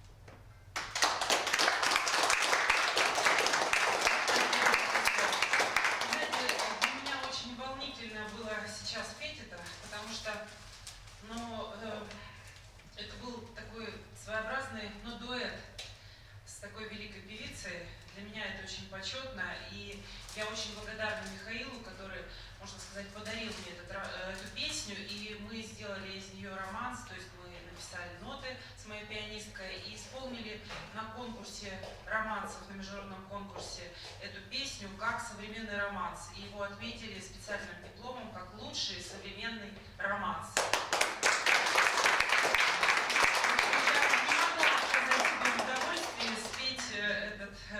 Пусть не совсем, но все-таки дуэт. И мы с целью не стали убирать голос Маргариты. И, в общем, я считаю, что это получилось. Мы тоже рады.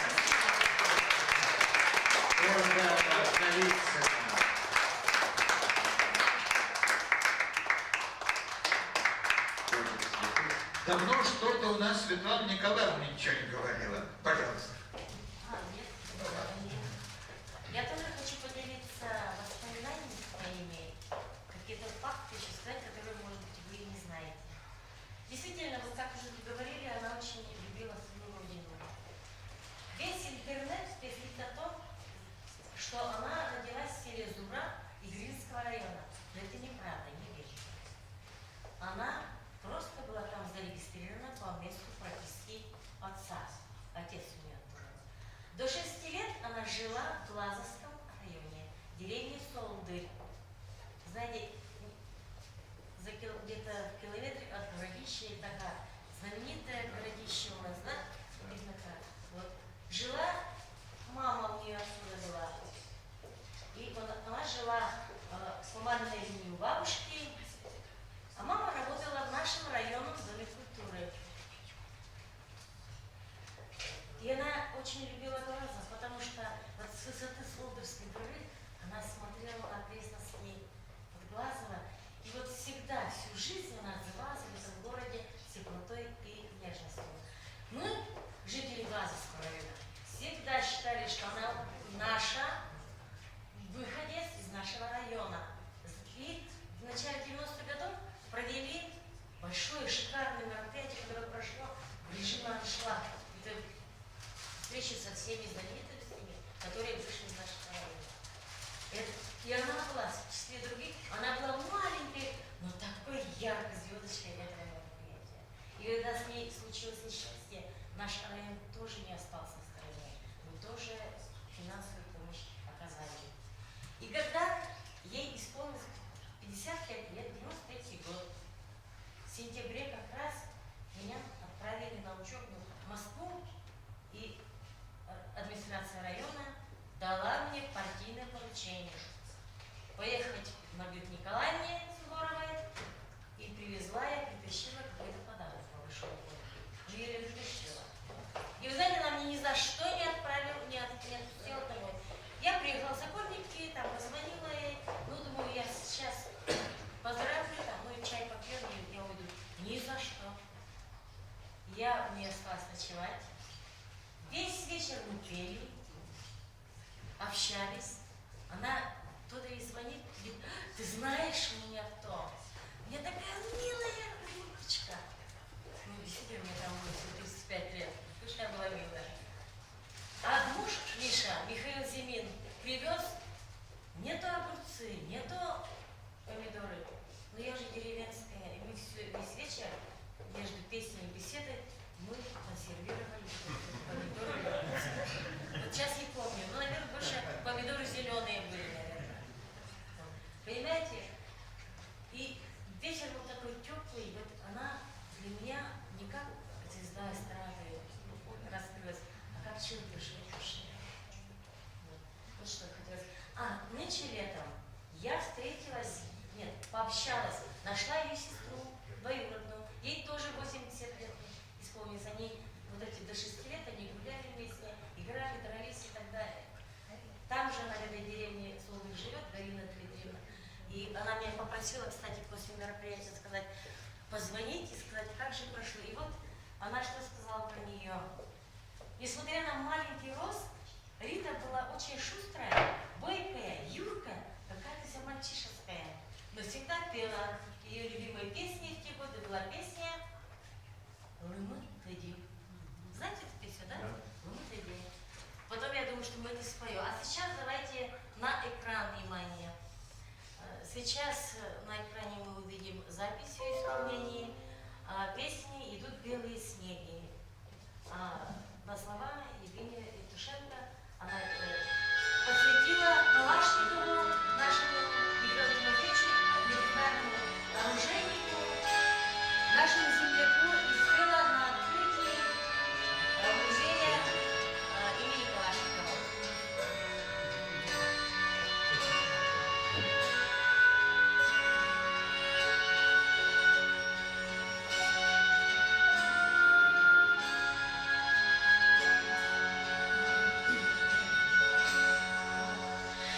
Идут белые снеги, как по нитке скользя.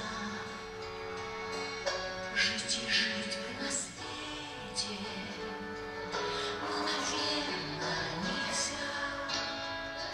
Чьи-то души бесцельно растворяясь вдали, словно белые снеги идут в небо синее. Я думаю, грешный, но кем же я был, что я в жизни поспешной больше жизни любил, а любил я Россию всею кровью хребтом, ее реки в разливе, и когда подо льдом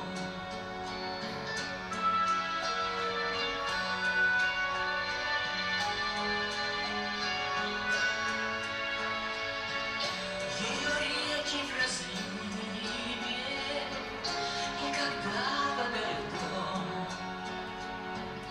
если было не сладко, я не шибко душил, пусть я прожил нескладно, для России я жил, пусть она позабудет про меня без труда, только пусть она будет навсегда, навсегда.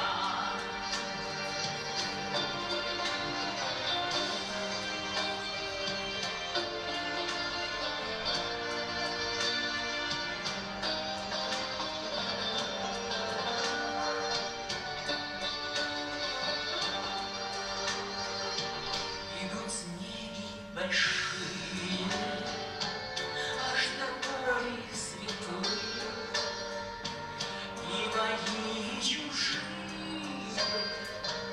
заметая следы, быть бессмертным не в силе, но надежда моя, если будет Россия, значит буду и я. Быть бессмертным не в силе, но надежда моя, если будет Россия, значит буду и я.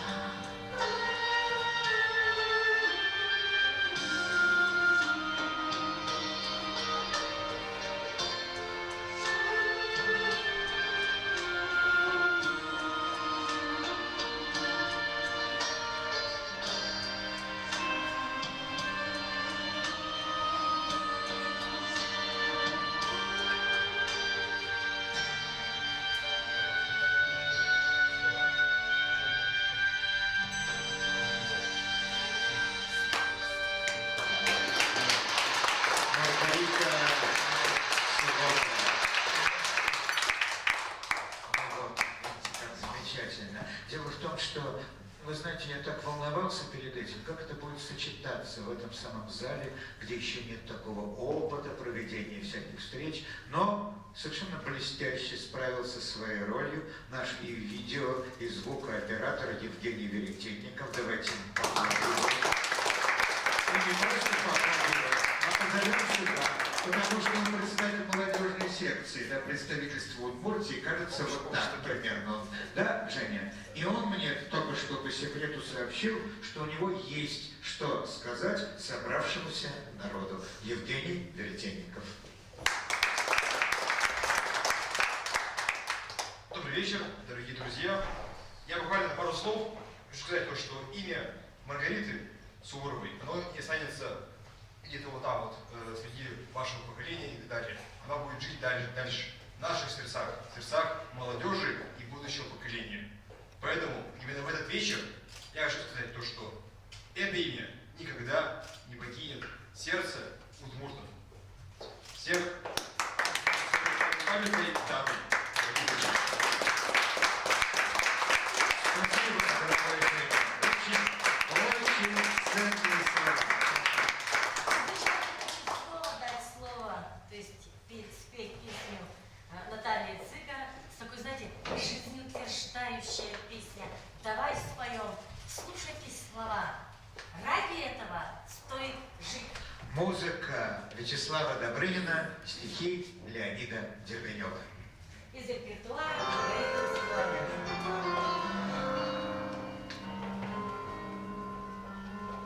На доброй земле, прекрасной земле нам выпало жить. Песню о ней, нам песню о ней нельзя не сложить. Пусть песня звучит и в небе большом плывет сквозь года над этой землей, великой землей, которая будет всегда. Давай споем, давай споем, давай споем о ней, о той земле, что краше всех, о родине своей. И даже в дни ненастные над нею солнце ясное и самое высокое над ней. Есть в мире пора, что тает снега. Время придет, однажды придет прощаться и нам.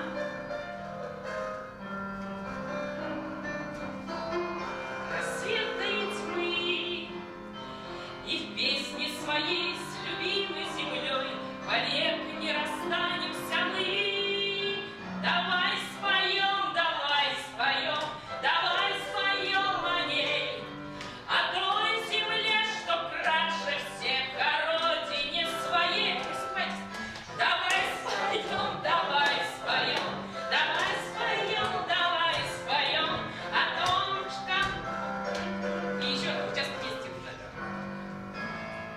Давай споем, давай споем, давай споем о ней, о той земле, что краше всех, о родине своей, о той земле с полями ржи, где в январе метель кружит, о той, где наши внуки будут жить. Вот.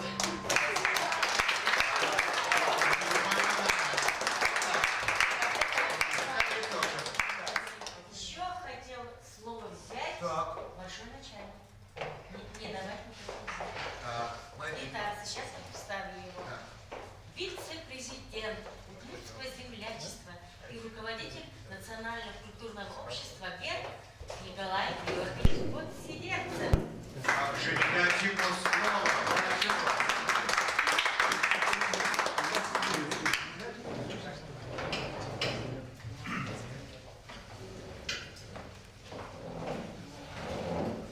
Licești Burești, Gajana și Ios.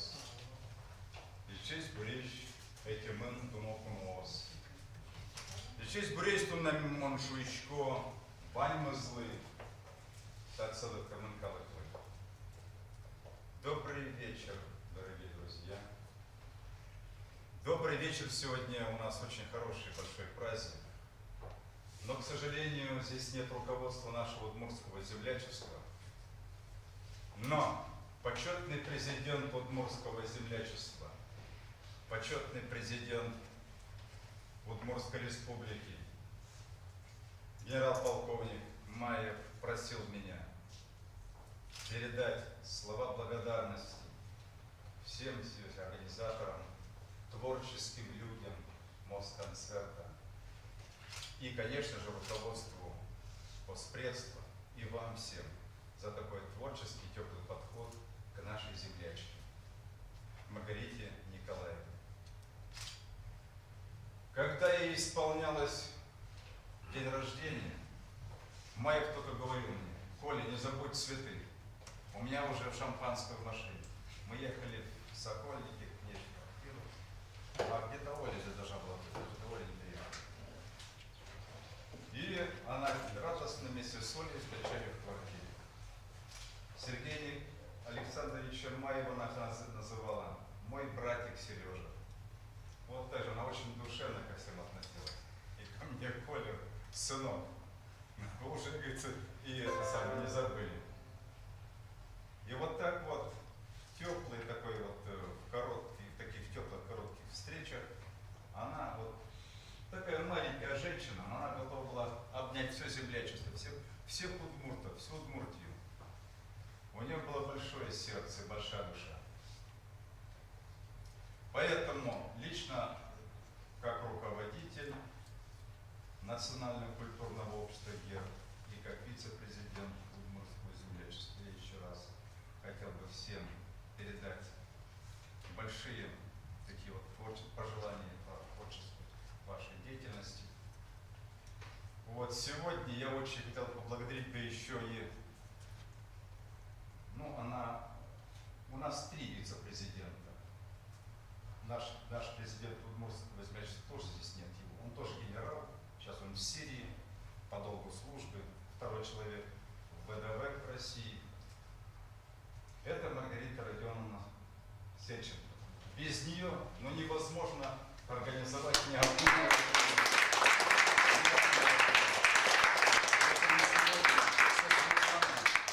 И с ребятами организуют такой большой праздник. И пользуясь случаем, дорогие друзья, я хотел бы, так как я работаю в военном комиссариате, много работал и в Центральном, не то что скажу друг, а мы с ним вместе работаем. Начинал еще не только в военкомате, а еще с колледжа. Виктор Алексеевич Шипилов и Михаил Михайлович Сорокин. Вот только буквально недавно они выступали перед военкоматовскими работниками, перед военкоматами. Вот, значит, на Олимпийском. Прекрасно. Вот они блистали. Вот блестящие девушки, красавицы. Здесь еще нет много ваших выступающих певиц. Хотел бы передать от Михаила Михайловича Сорокина еще раз, от Виктора Алексеевича Шипилова. Вот. Огромное спасибо. Вы всегда очень к нам относитесь хорошо, собираете все военкоматы. И вот к столетию военкоматов они очень хорошо выступили. Спасибо вам большое. Спасибо. Желаю Вайберу тоже почертал, подпем дышомна. Добрый вечер, дорогие друзья. Всем большое спасибо. Вечер получился чудесный, красивый, замечательный, теплый и содержательный. Я понаблюдала, у нас сегодня было 2 аудитории. Удмуртское землячество и работники, мастера сцены. Мы многому научились у мастеров сцены. Как говорить, как держать себя, как улыбаться. Большое вам спасибо. Самое главное, я хочу сказать большое спасибо организаторам. Это прежде всего наши ведущие, наши сценаристы Светлана Николаевна и Михаил Гдальевич Слуцкий.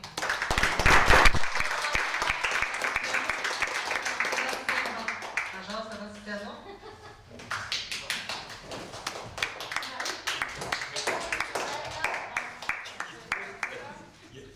Книга «Удмуртия» от имени Оспредства.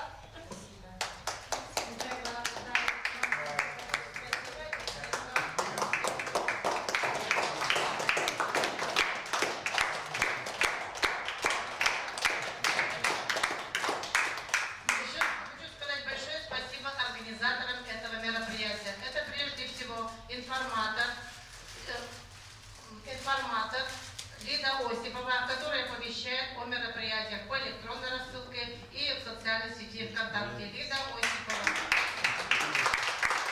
Большое спасибо нашим женщинам, хозяйкам стола. Людмила, мужское имя, и Людмила Петрова.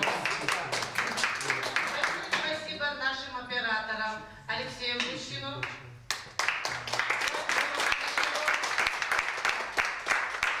замечательному нашему молодому студенту, человеку Евгению Веретенникову. Спасибо сказать нашим мужчинам, доблестным мужчинам Анатолию Гарифулину и Николаю Кацидерцеву за цветы, за красивые цветы на этом вечере. Так, дорогая Маргарита Родионовна, оставайтесь на сцене, пожалуйста. Светлана Николаевна тоже, пожалуйста, сюда на сцену. Все артисты, все выступающие на сцену сюда чуть-чуть. Давайте-ка все, кто остался. Кто остался, Володя тоже сюда, пожалуйста. Книжечку никто не возьмет, твою книжку давай сюда. Так, Людмила танцевала, давай тоже на сцену. Давайте сюда. Так, выступала, Наташа Сенина выступала на сцену, давайте-ка. Петр Кобликов выступал на сцену, чуть-чуть отодвинулись, чуть-чуть, вот так, чтобы всем места хватило. Так, ну, Леш, ты будешь здесь, да? Леш, будешь здесь. Итак, дорогие друзья, вы знаете, когда вот был тот самый знаменитый концерт в Театре эстрады, мне довелось выступать между Валентиной Толкуновой и Машей Распутиной, которая, кстати, была инициатором этого концерта. Так вот получилось. Тоже, да. И внесла тоже, конечно же. А сам Борис Сергеевич Брунов подвел меня к Льву Шемелову, который вел вторую часть, и говорит, что вот, мол, этот соавтор Маргариты Суворовой, надо дать ему выступить. Я выступил и сказал, что мы очень надеемся, что поправится наша Маргарита Николаевна. И еще будет звучать та самая песня, которую она мне попросила написать, вот слова с темой «Спешите, торопитесь делать добро, добротою спешите делиться». И хотя там песни, которые звучали многие, она говорила, что это моя там, как говорят, визитная карточка и так далее. Про эту песню как-то она взяла и сказала, это моя главная песня. Это мое отношение к жизни и мое пожелание всем. Припев там такой, послушайте, потом подхватите. Если горести друг с другом делить, если радости друг другу дарить, если сердце добротою согрето, всем на свете хватит солнца и света. Слушайте голос Маргариты Суворовой, а мы его подхватываем.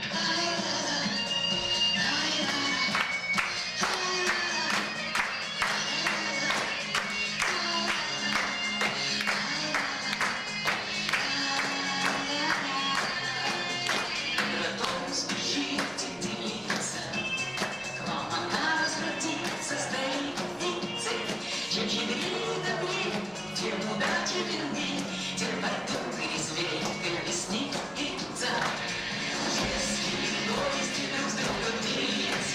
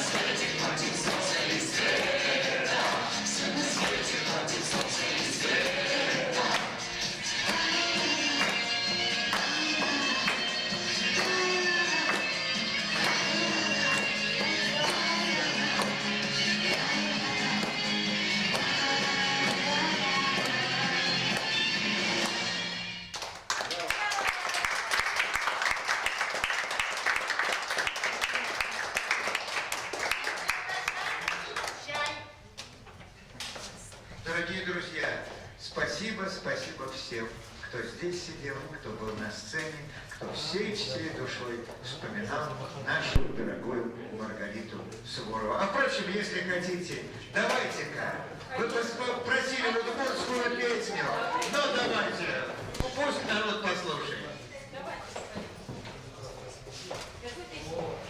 Давайте удмуртную сначала. Да?